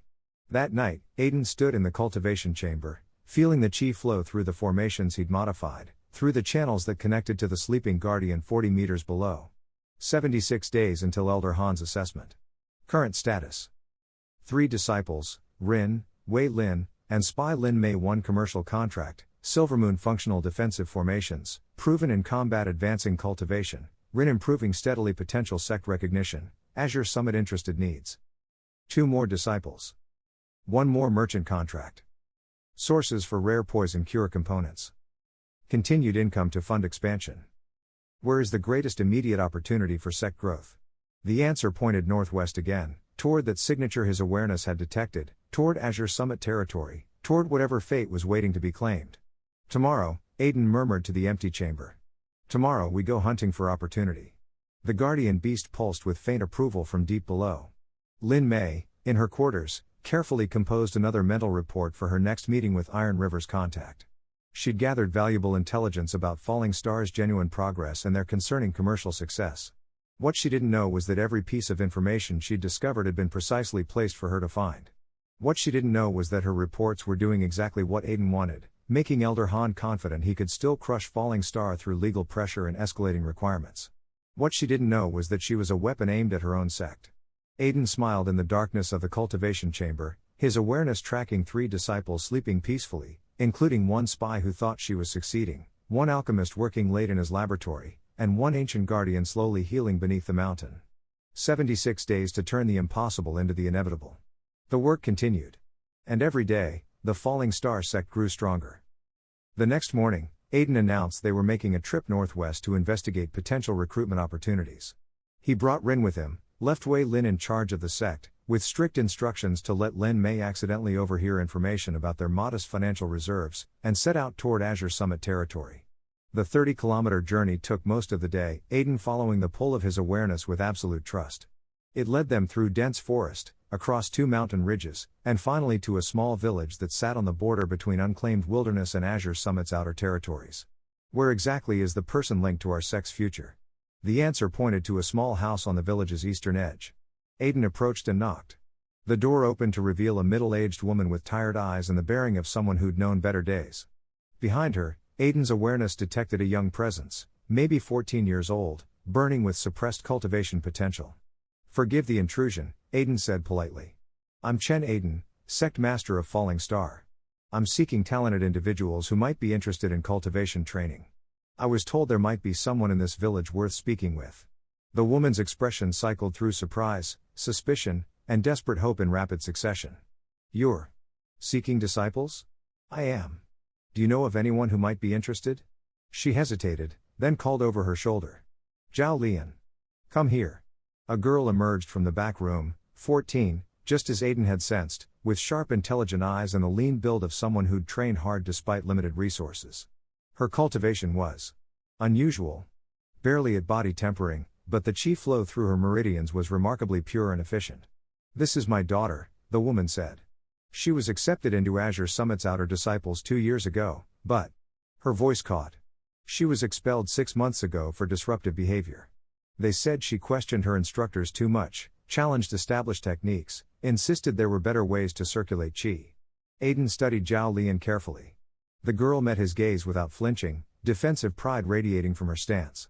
"You challenged your instructor's methods?" he asked. "I proved they were inefficient," Zhao Lian said flatly. "The standard body tempering circulation path wastes nearly 30% of chi input through redundant meridian channels. I demonstrated a modified path that increased efficiency by 23%. My instructor said I was arrogant and disrespectful to tradition." "Were you arrogant?" "Probably. But I was also right." Aiden smiled. "A cultivation innovator who got kicked out for being smarter than her teachers. Perfect. Zhao Lian, how would you like to join a sect that values innovation over tradition? Where questioning established methods isn't disruptive, it's required." The girl's eyes widened. Her mother gasped. "Master Chen," the woman said carefully, "Zhao Lian's reputation. Azure Summit made sure everyone knows she was expelled. Most sects won't touch her." "Most sects are idiots," Aiden said cheerfully. "I'll take her. Trial period of 3 months to ensure compatibility, formal acceptance after that if we both agree. Standard disciple benefits, cultivation chamber access, technique instruction, room and board, and the freedom to experiment with cultivation methods as long as she documents her results." Zhao Lian stared at him like he'd offered her the world. "You're serious?" "Completely. We leave tomorrow morning if you're interested. Pack light, we have a long walk back." "I'm interested." The words came out fierce, determined. "I'm very interested." That night, staying at the village's modest inn, Rin asked the question that had clearly been bothering her. "Master, how did you know Zhao Lian would be here? How did you know she'd be perfect for our sect?" "Enhanced intuition," Aiden replied with his standard answer. "I'm getting better at sensing where opportunities exist." "It's more than that though, isn't it?" Rin's voice was quiet. "You always know exactly where to look, exactly what to do. It's like you can see things the rest of us can't." Aiden was quiet for a moment, considering how much truth to share. "My chi deviation changed something fundamental about how I perceive the world. I can sense patterns, I suppose. Connections between events and people that aren't obvious through normal observation. It's useful, but it's not infallible. I can sense where opportunities exist, but I still have to make them work. Like finding Wei Lin. Like knowing the spirit vein was accessible. Like surviving the beast tide. Exactly like that." He met her eyes. "Does it bother you? That I have advantages you don't fully understand?" "No," Rin said slowly. "It gives me hope. Because if you can sense where opportunities are, and you're using that ability to build our sect, then maybe we really can succeed. Maybe we really can become something worth being part of." The next morning, they returned to Falling Star Sect with their 4th disciple. 75 days remained until Elder Han's assessment. And the impossible was becoming increasingly inevitable. Day 41 brought the Azure Summit delegation. Aiden's awareness detected them approaching from the north, 9 cultivators moving with formal precision. He'd been expecting this visit since Elder May's initial offer of friendly relations, but the timing was fortunate. 74 days remained until Elder Han's assessment, and public recognition from an established sect was one of the requirements Aiden still needed to secure. "Rin, Wei Lin, Zhao Lian, formal robes, please. We have important visitors." Aiden straightened his own robes, making sure he looked presentable but not ostentatious. "Lin Mei, you're welcome to observe from the outer courtyard if you wish." The spy's eyes lit up. This was exactly the kind of event Iron River would want detailed intelligence about. Thank you, Master. I'll stay respectfully distant. Of course you will. And you'll report every word back to Elder Han. By the time the delegation reached the main hall, Aiden had positioned his disciples strategically. Rin stood to his right, her improved cultivation evident in her confident bearing. Wei Lin flanked his left, looking scholarly and competent. Zhao Lian stood slightly behind, her expression carefully neutral but her hands clenched with barely suppressed tension. Elder Mei led the delegation, accompanied by 8 others. Aiden's awareness identified them quickly. An elderly man at core formation stage, significant power, formal bearing. Probably a senior elder. A middle-aged woman at foundation establishment with intense focus on the sex formations. The specialist. A young man, maybe 25, at foundation establishment with diplomatic bearing and calculating eyes. The scout. 5 additional disciples at various meridian opening stages. Support and witnesses. Master Chen. Elder Mei bowed formally, and Aiden returned the gesture with equal courtesy. Thank you for receiving our delegation. May I introduce Elder Shen, our sex formation master and senior council member, Master Lu our diplomatic liaison, and Instructor Gao our formation specialist. The elderly man, Elder Shen, stepped forward, his eyes immediately finding Zhao Lian. His expression flickered with recognition and something that might have been disapproval. Master Chen, Elder Shen's voice was formal, controlled. We come to evaluate the Falling Star sex recovery and discuss potential cooperative arrangements. Elder Mei spoke highly of your resilience. Elder Shen, honored guests, please enter. Aiden gestured toward the main hall. We've prepared tea and a modest meal. I'm happy to answer any questions about our sect's current status and future plans. As they settled in the main hall, Aiden noted how Elder Shen's attention kept returning to Zhao Lian. The girl stood rigidly formal, but her jaw was tight with suppressed emotion. Master Chen, Elder Shen said after the initial courtesies, I notice you've recruited Zhao Lian as a disciple. I must confess surprise, her expulsion from Azure Summit was well documented. We made sure potential sects were aware of her difficulties with authority and tradition. There it is. The opening salvo. I'm aware of Zhao Lian's history with Azure Summit, Aiden replied calmly. I'm also aware that she was expelled for questioning inefficient cultivation methods and demonstrating objectively superior alternatives. In my sect, that's not a defect, it's exactly the mindset I'm cultivating. A flash of irritation crossed Elder Shen's face. Superior alternatives? The girl is barely at body tempering 3rd stage after 2 years of instruction. Her methods produced minimal advancement. Because Azure Summit forced her to use your standard circulation paths rather than her optimized ones. Aiden kept his tone respectful but firm. Zhao Lian, would you demonstrate your current cultivation efficiency? The girl stepped forward, visible nervousness warring with determination. She sat in formal meditation posture and began circulating qi through her meridians. Instructor Gao, the formation specialist, immediately focused her attention, sensing the qi flow. Her eyes widened. Her circulation path is completely non-standard. The qi is flowing through secondary meridians that shouldn't be. Gao stopped, calculating. Wait. She's bypassing the standard thoracic meridian cluster entirely and routing through the auxiliary channels. That should destabilize the flow, but it's actually smoother. More efficient. 23% more efficient than Azure Summit's standard body tempering method, Aiden supplied. Zhao Lian discovered this modification herself at age 12. Instead of being praised for innovation, she was punished for deviation from tradition. Elder Shen's expression had darkened. Tradition exists for good reason, Master Chen. Cultivation methods have been refined over centuries. And should continue to be refined, Aiden interrupted gently. That's how progress happens. Not through blind adherence to the past, but through respectful innovation that builds on established foundations. He smiled. Zhao Lian didn't reject Azure Summit's teachings. She improved them. That's exactly what any wise sect should encourage. Silence hung heavy in the hall. Master Lu, the diplomatic liaison, looked between Aiden and Elder Shen with obvious concern. Elder Mei's lips quirked in what might have been amusement. Finally, Instructor Gao spoke. Master Chen, I'd like to examine your sect's defensive formations, if permitted. We detected unusual qi patterns during the recent Beast Tide, and Elder Mei mentioned your formation work was unconventional. Of course. I'm happy to provide a tour. Aiden stood, gesturing for the delegation to follow.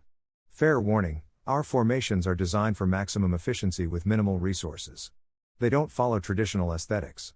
What followed was a comprehensive tour of the sect grounds. Aiden showed them The cultivation chamber and its connection to the secondary spirit vein, carefully downplaying the vein's actual strength and completely omitting the guardian's existence. The defensive formation network that had repelled the beast tide, showing the visible components while his awareness tracked how Instructor Gao studied every detail with intense focus. Wei Lin's laboratory and a demonstration of meridian stabilizing ointment production, letting them see the commercial success while hiding the more advanced research. The training areas where Rin demonstrated her improved combat techniques, good enough to impress, not good enough to threaten. Throughout the tour, Aiden maintained careful awareness of Lin Mei, observing from her respectful distance, cataloging everything for her next report to Iron River. Let her see our success. Let Elder Han know we're exceeding his requirements. When they returned to the main hall, Instructor Gao was practically vibrating with intellectual excitement. Master Chen, your formation work is revolutionary. You've achieved defensive coverage that should require 3 times the materials you actually used. The efficiency is remarkable. Necessity breeds innovation, Aiden said modestly. We had limited resources and immediate threats. I had to find creative solutions. These aren't just creative, they're theoretically sound but practically unprecedented. Gao pulled out a small notebook, flipping through pages of rapid sketches she'd made during the tour. Your chi channeling doesn't follow the traditional geometric patterns. Instead you're using. Is that topological optimization? Treating the chi flow as a network problem rather than a geometric one? Aiden blinked. He'd been using his awareness and gamer logic, treating the formations like data networks that needed optimal routing. But Gao had just provided the cultivation theory framework for what he'd done instinctively. That's. Yes, actually. Topological optimization. Treating the mountain terrain as a network graph and finding the most efficient paths for chi distribution. He smiled, genuinely pleased. I didn't know there was formal theory for it. There isn't, really. It's theoretical work that most formation masters consider impractical. Gao's eyes were bright with fascination. But you've implemented it. Successfully. In combat conditions. Elder Shen looked less pleased. Unconventional methods, untested innovations, disciples who reject traditional teachings. Master Chen, you seem to be building a sect that fundamentally challenges established cultivation wisdom. I'm building a sect that questions assumptions and seeks better solutions, Aiden corrected politely. There's a difference between rejecting tradition and improving upon it. Master Lu cleared his throat diplomatically. Perhaps we should discuss the actual purpose of our visit, evaluating potential cooperative arrangements between Azure Summit and Falling Star. Of course. Aiden gestured for everyone to sit. What kind of cooperation did Elder Mei have in mind? The negotiations lasted 2 hours. Elder Mei proposed a formal friendship pact, mutual recognition, preferential trade terms, coordinated response to regional threats, and knowledge exchange opportunities. In exchange, Azure Summit would expect Falling Star to maintain peaceful relations, share information about significant cultivation discoveries, and provide advance notice of any major sect initiatives. It was a standard minor sect alliance framework, carefully balanced to provide benefits without creating binding obligations. Aiden negotiated minor modifications, ensuring Falling Star's commercial arrangements remained independent, clarifying that knowledge exchange didn't require sharing proprietary techniques, and adding language about mutual defense against unlawful aggression. The final agreement was signed by both parties, witnessed by the delegation, and sealed with formal sect stamps. This friendship pact constitutes official recognition from Azure Summit Sect, Elder Mei announced formally. Falling Star Sect is acknowledged as a legitimate cultivation institution in good standing with regional authority. One more of Elder Han's requirements checked off. Public recognition from an established sect, confirmed. As the delegation prepared to depart, Elder Shen approached Zhao Lian directly for the first time. Girl, you've made progress under Master Chen's instruction. More than you achieved in 2 years with us. Zhao Lian's expression remained carefully neutral. Yes, Elder Shen. Do you believe you made the right choice? Leaving Azure Summit's stability for this experimental sect? The girl was quiet for a moment, then met the old man's eyes. Azure Summit told me I was wrong for thinking differently. Master Chen proved I was right. So yes, Elder, I made the right choice. Elder Shen's jaw tightened, but he nodded curtly and turned away. Instructor Gao approached Aiden with barely contained enthusiasm. Master Chen, would you be willing to discuss your formation theories further? Perhaps a knowledge exchange visit? I'd love to understand your topological approach in more depth. I'd be happy to host you, Aiden replied warmly. Fair warning, my methods are more intuitive than rigorously theoretical. I might disappoint your expectations. I doubt that very much. She bowed respectfully. I'll send word when I can arrange a visit. Master Lu was the last to leave, pulling Aiden aside for a quiet word. Master Chen, a word of advice if I may? Please. Elder Shen is traditional, inflexible. But he's also influential in regional sect politics. By directly contradicting his assessment of Zhao Lian and demonstrating that her methods were superior to Azure Summit's teachings, you've made an enemy. I defended my disciple and proved her worth, Aiden said simply. If that makes enemies, so be it. Admirable. But be careful. Shen has connections to multiple sects, including Iron River. Lu's expression was genuinely concerned. I suspect your upcoming evaluation with Elder Han may be more challenging than originally planned.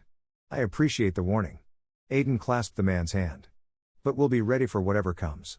After the delegation departed, Aiden gathered his disciples in the main hall. Well done, everyone. We just secured official recognition from Azure Summit, which is one of Elder Han's requirements met. We now have 4 disciples, 1 merchant contract with another in negotiation, proven defensive capabilities, and formal sect recognition. We're ahead of schedule. Master, Zhao Lian said quietly, thank you. For defending me. For proving I wasn't wrong. You were never wrong, Zhao Lian. You were just taught by people who valued conformity over innovation. Aiden smiled. Here, we value both.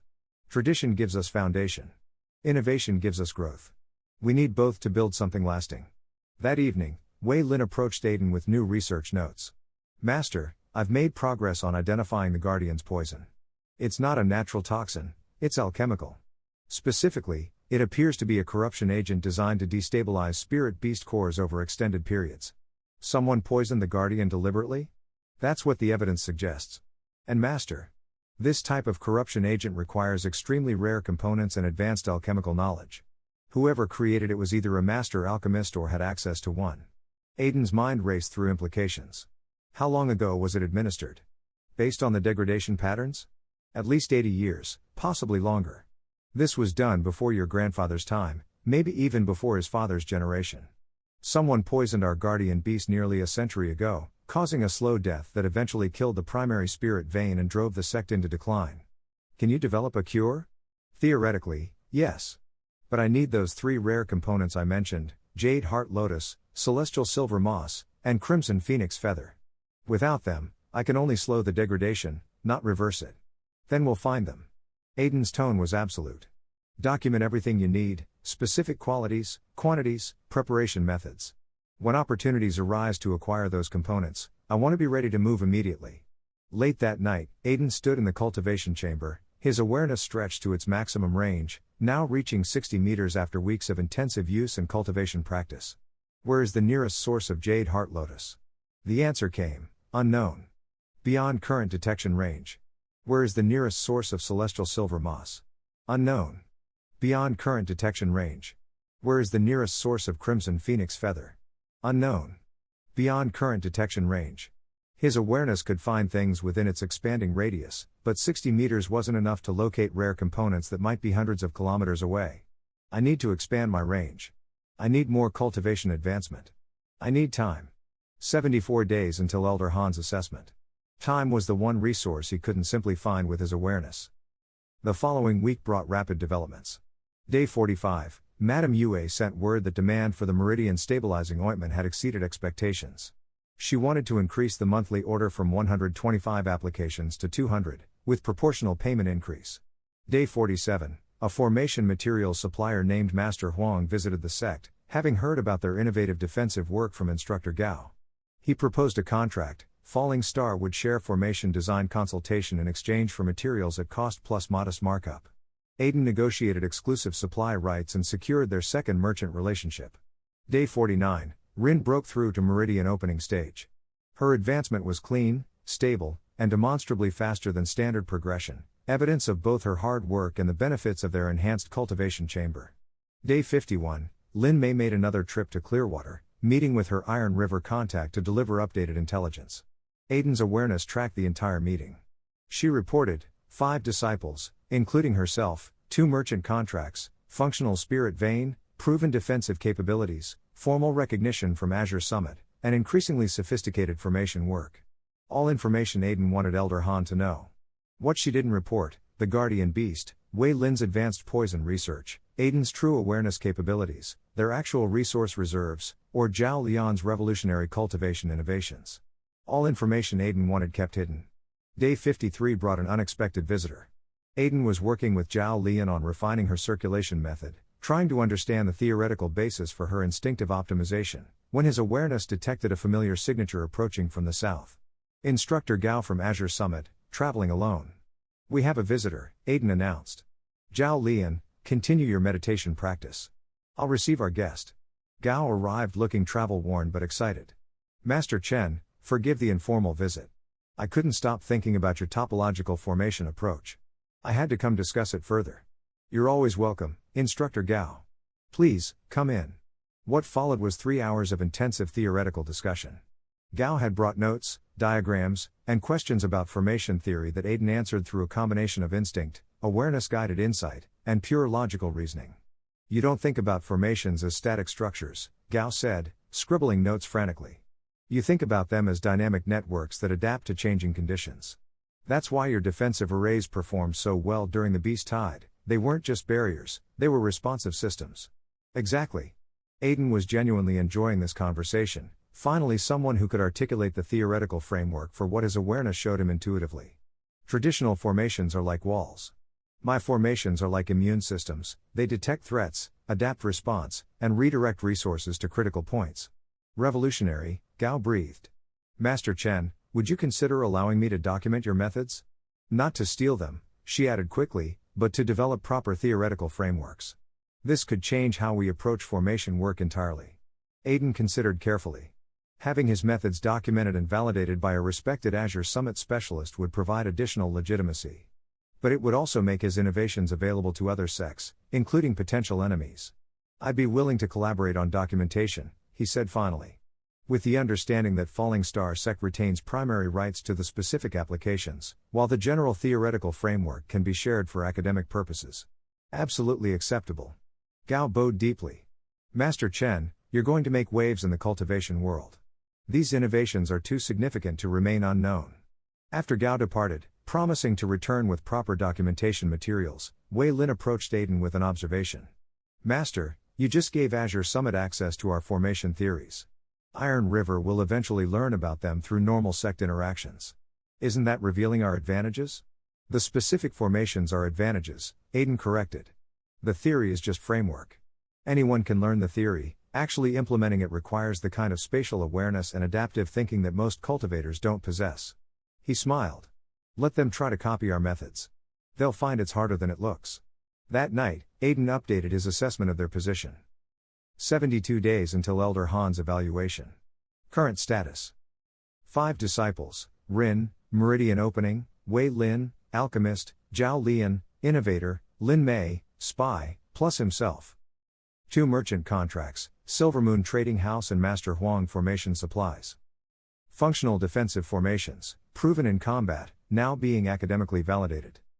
Cultivation advancement, Rin's breakthrough to Meridian Opening, Zhao Lian's optimization methods. Public recognition, formal friendship pact with Azure Summit Sect. Monthly income, approximately 250 taels from combined contracts. All of Elder Han's requirements, met or exceeded. But Aiden knew the real challenge wasn't meeting the requirements, it was surviving whatever Elder Han would do when he realized Falling Star had actually recovered. Where is the greatest threat to this sect's survival? The answer came clearly: southeast. Iron River Sect territory. Planning stage. No immediate movement. Elder Han was planning something. Something significant enough that Aiden's awareness classified it as a major threat even though it was still in preparation. "Let him plan," Aiden murmured to the empty cultivation chamber. "We'll be ready." Deep below, the guardian serpent pulsed with approval. The impossible was becoming inevitable. And in 72 days, Elder Han would arrive expecting to claim a dying sect. Instead, he would find something very different. The Falling Star Sect had stopped falling. Now it was rising. And nothing, not economic warfare, not beast tides, not political pressure, not inflated requirements, was going to stop it. The work continued. The disciples trained. The sect grew stronger. And Aiden prepared for the confrontation he knew was coming. 72 days. Let them count down. Day 58 arrived with winter's first frost coating the mountain paths. Aiden stood on the main hall balcony, his awareness stretched to its current maximum of 65 meters, watching the sun rise over the valley below. 67 days remained until Elder Han's assessment, and every instinct Aiden possessed screamed that the waiting was almost over. Where is the Iron River threat currently developing? The answer remained frustratingly vague. Southeast. Multiple locations. Coordinating. His awareness could detect threats, but it couldn't read minds or predict complex plans still in formation. Whatever Elder Han was preparing involved multiple moving pieces spread across distances his detection range couldn't encompass. Master? Rin's voice came from behind him. You've been standing here for an hour. Is something wrong? Elder Han is planning something, Aiden said without turning. I can sense the shape of it but not the details. Multiple threats coordinating, but still in preparation phase. Should we increase our defenses? Recruit more disciples? Both. But carefully. He finally turned to face her. We need to appear strong enough to be legitimate, but not so strong that we seem threatening. It's a delicate balance. Over breakfast, Aiden gathered his disciples to discuss their next steps. We've met Elder Han's explicit requirements, he began.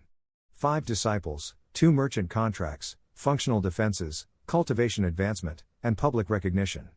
But meeting requirements isn't the same as ensuring survival. Elder Han will look for any excuse to claim we've failed, and we need to be prepared for creative interpretation of the agreement terms. What kind of creative interpretation? Wei Lin asked. He might claim our disciples aren't sufficiently advanced. That our merchant contracts aren't substantial enough. That our recognition from Azure Summit doesn't count because we poached one of their expelled students. Aiden ticked off possibilities on his fingers. He'll argue that the spirit of the agreement required more than technical compliance. Zhao Lian's expression hardened. So even succeeding isn't enough. Not against someone determined to see us fail. Aiden's tone was matter of fact. Which is why we need to exceed the requirements so thoroughly that even creative interpretation can't dismiss our achievements. How? Rin asked. By demonstrating value that goes beyond our sect's survival.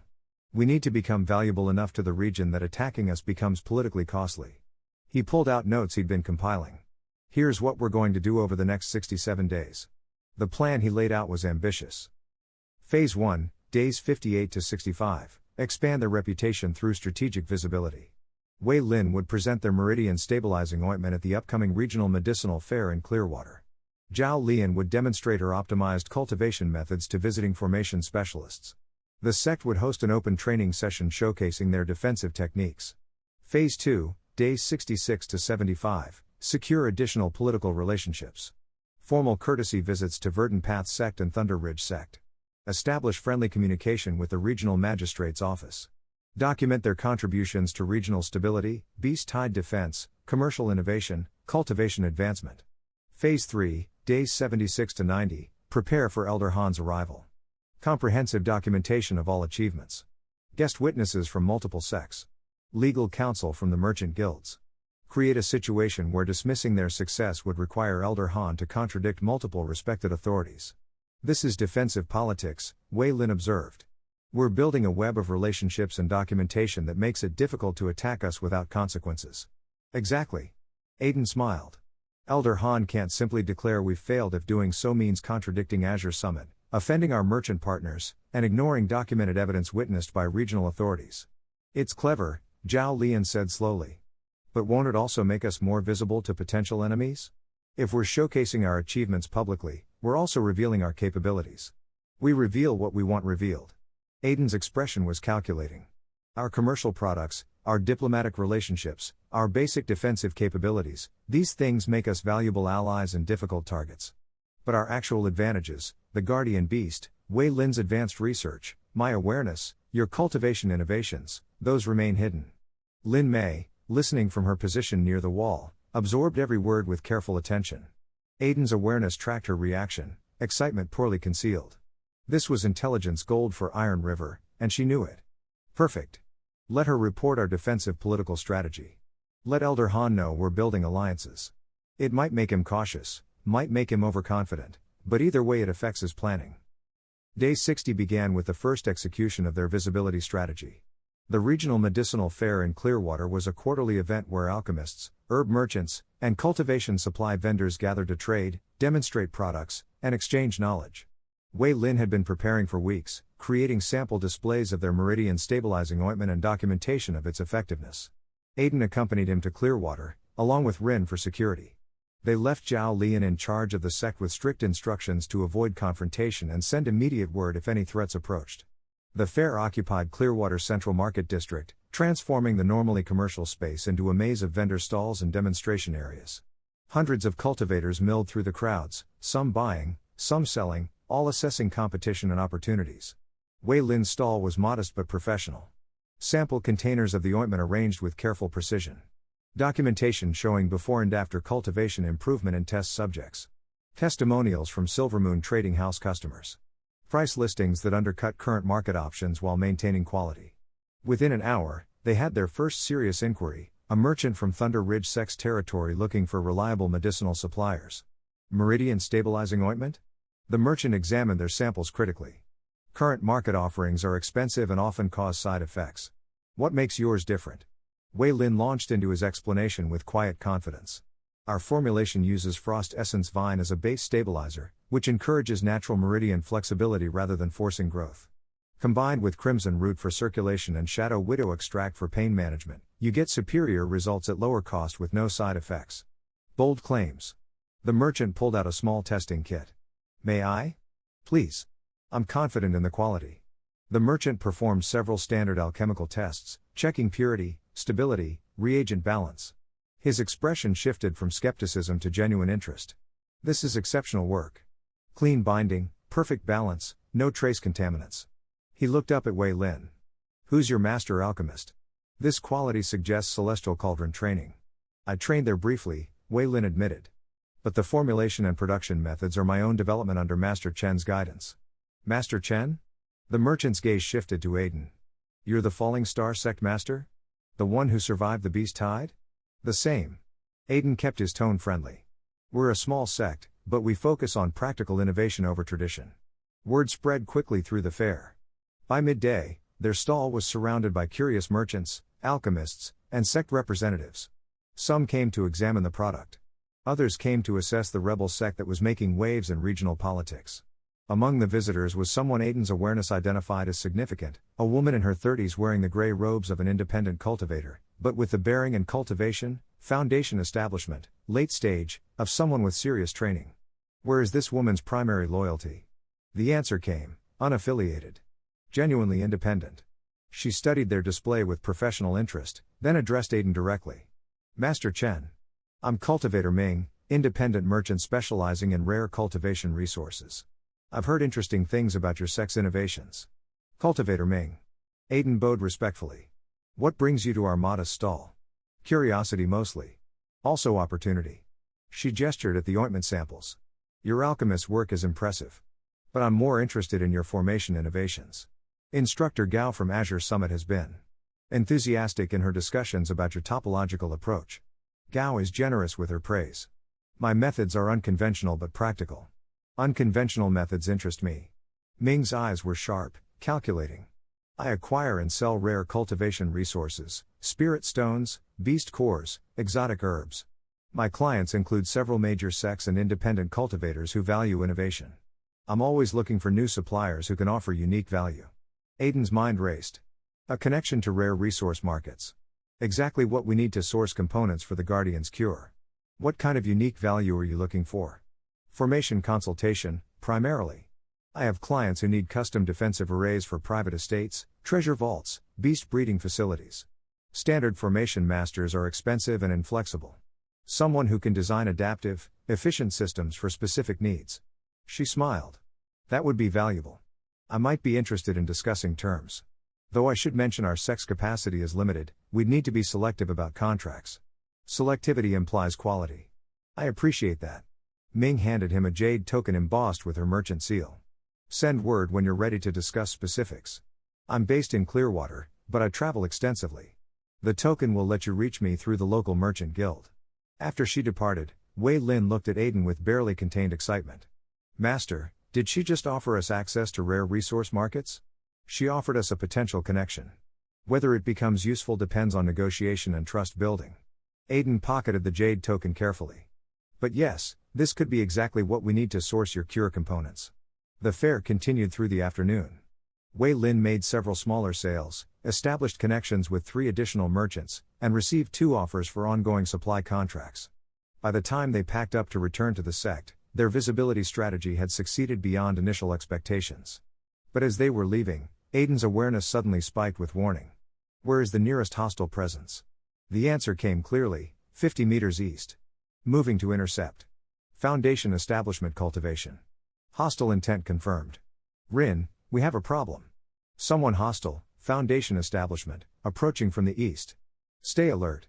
They were in a relatively empty market street as the figure emerged from an alley, a man in his 40s wearing Iron River Sect's crimson robes, his cultivation radiating Foundation establishment power. His expression was cold, calculated. Master Chen of Falling Star. His voice carried across the empty street.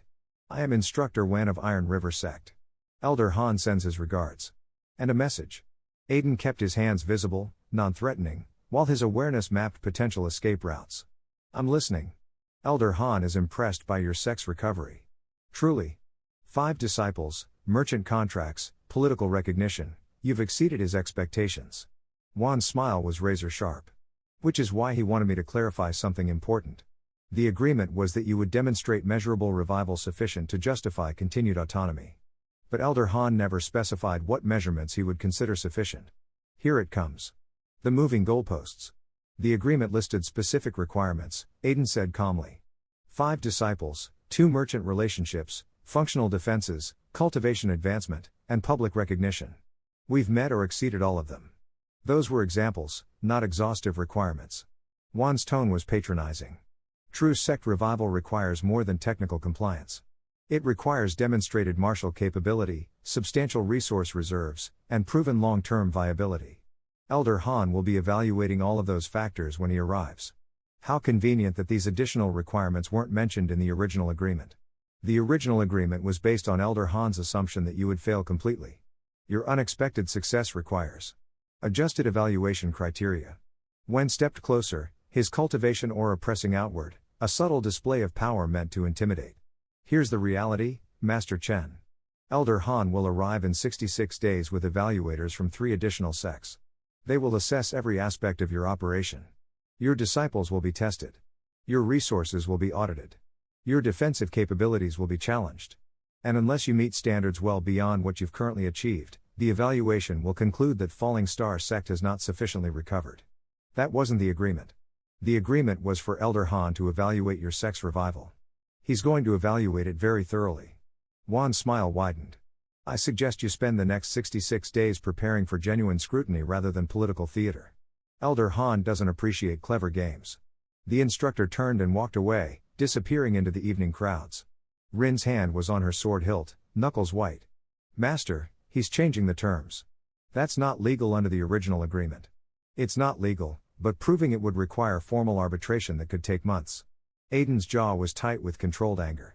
By the time we won the legal argument, Elder Han would have already seized the mountain through other means. This is intimidation disguised as clarification. What do? We prepare for exactly what he threatened, comprehensive evaluation by multiple sect representatives. And we make sure our sect is so clearly successful that even biased evaluators can't dismiss our achievements. Aiden started walking back toward the mountain. Phase 2 of our plan just became more urgent. Over the next week, Aiden implemented an aggressive diplomatic campaign. Day 61, formal courtesy visit to Verdant Sect.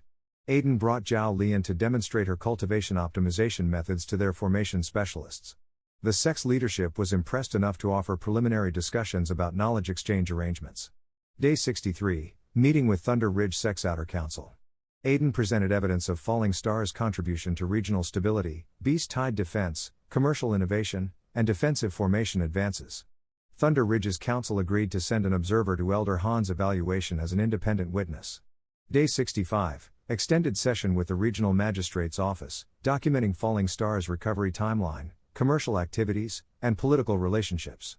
Magistrate Feng agreed to provide official certification of their sect status and legal compliance. Day 67, return visit from Instructor Gao, bringing 2 additional Azure Summit formation specialists to study Aiden's topological methods. The resulting technical discussions lasted 8 hours and concluded with Azure Summit formally requesting ongoing collaboration on formation research. Each interaction was carefully documented. Each relationship was deliberately cultivated. Each piece of evidence was systematically compiled into a comprehensive record of Falling Star's genuine recovery. But while Aiden built defensive political structures, he also prepared for more direct challenges. Day 68 brought intensive training sessions. Rin worked with Zhao Lian on combat applications of the optimized cultivation method. The increased efficiency translated to faster reflexes and stronger techniques when properly applied. Wei Lin developed stamina-enhancing pills using excess medicinal supplies, giving their disciples edge in prolonged confrontations. Day 70 focused on defensive preparations. Aiden and Zhao Lian expanded their formation network, creating redundant barriers that could adapt to multiple threat types.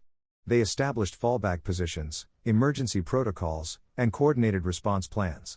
Day 72 brought an unexpected development. Cultivator Ming returned to the sect, this time accompanied by 2 assistants carrying significant cargo, formation materials, rare herbs, and a proposal that made Aiden's pulse quicken. Master Chen. Ming bowed formally. I've discussed your capabilities with several clients. 3 have expressed interest in custom formation work, a merchant lord who needs vault security, a beast tamer who needs breeding facility protection, and an independent cultivator who needs private estate defenses. Combined contract value, 600 taels, plus materials. 600 taels. More money than Falling Star had generated in total over the past 2 months. The work would need to be completed within 45 days, Ming continued. I understand that's tight timing given your upcoming evaluation, but my clients are willing to pay premium rates for quality work. Aiden's mind calculated rapidly. 45 days meant the contracts would complete just before Elder Han's assessment. Successful completion would demonstrate commercial viability beyond their current modest operations. It would also provide substantial resources for final preparations. But it would also split his attention during critical preparation time. I'm interested, he said carefully. But I need to understand the specific requirements before committing. Can we review the contract details? What followed was 3 hours of technical discussion. The vault security required adaptive formations that could distinguish between authorized and unauthorized access while resisting forced entry. The breeding facility needed environmental controls that maintained stable chi density across multiple chambers. The private estate wanted comprehensive defensive coverage that was aesthetically integrated with architecture. All challenging. All achievable. All requiring exactly the kind of innovative approach Aiden had developed. I can complete these contracts, Aiden said finally. With 2 conditions.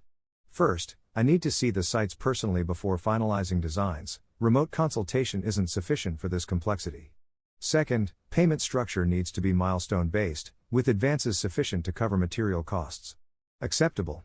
Ming produced formal contract documents already prepared. Half payment up front, quarter payment at halfway completion, final quarter on successful installation and testing. Site visits can be arranged within 3 days. Materials provided by clients at cost, billed against advance payments. Aiden read the contracts carefully, checking for hidden obligations or unfavorable terms. Finding none, he signed all 3. 300 taels arrived the next morning, half payment for the combined contracts.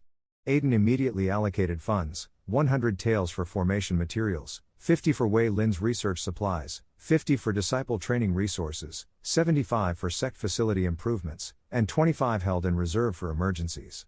Day 75 brought the site visits. Aiden traveled with Zhao Lian to assess each location, his awareness mapping every detail while she took comprehensive notes. The vault required underground installation with connection to existing building foundations. The breeding facility needed integration with natural cave systems. The private estate wanted formations that worked with landscape features rather than against them.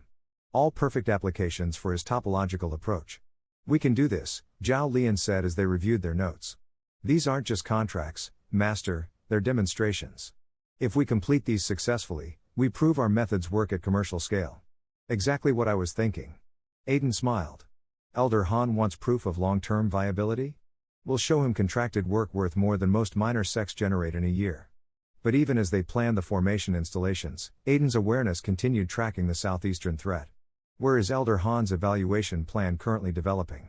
The answer remained frustratingly vague: Iron River Sect headquarters. Multiple participants. 38 days until execution. Whatever Elder Han was preparing, it was big enough to involve multiple sects and complex enough to require detailed coordination. Aiden's 65-meter awareness could detect the threat's existence but couldn't penetrate the specific details being discussed hundreds of kilometers away. I need more range.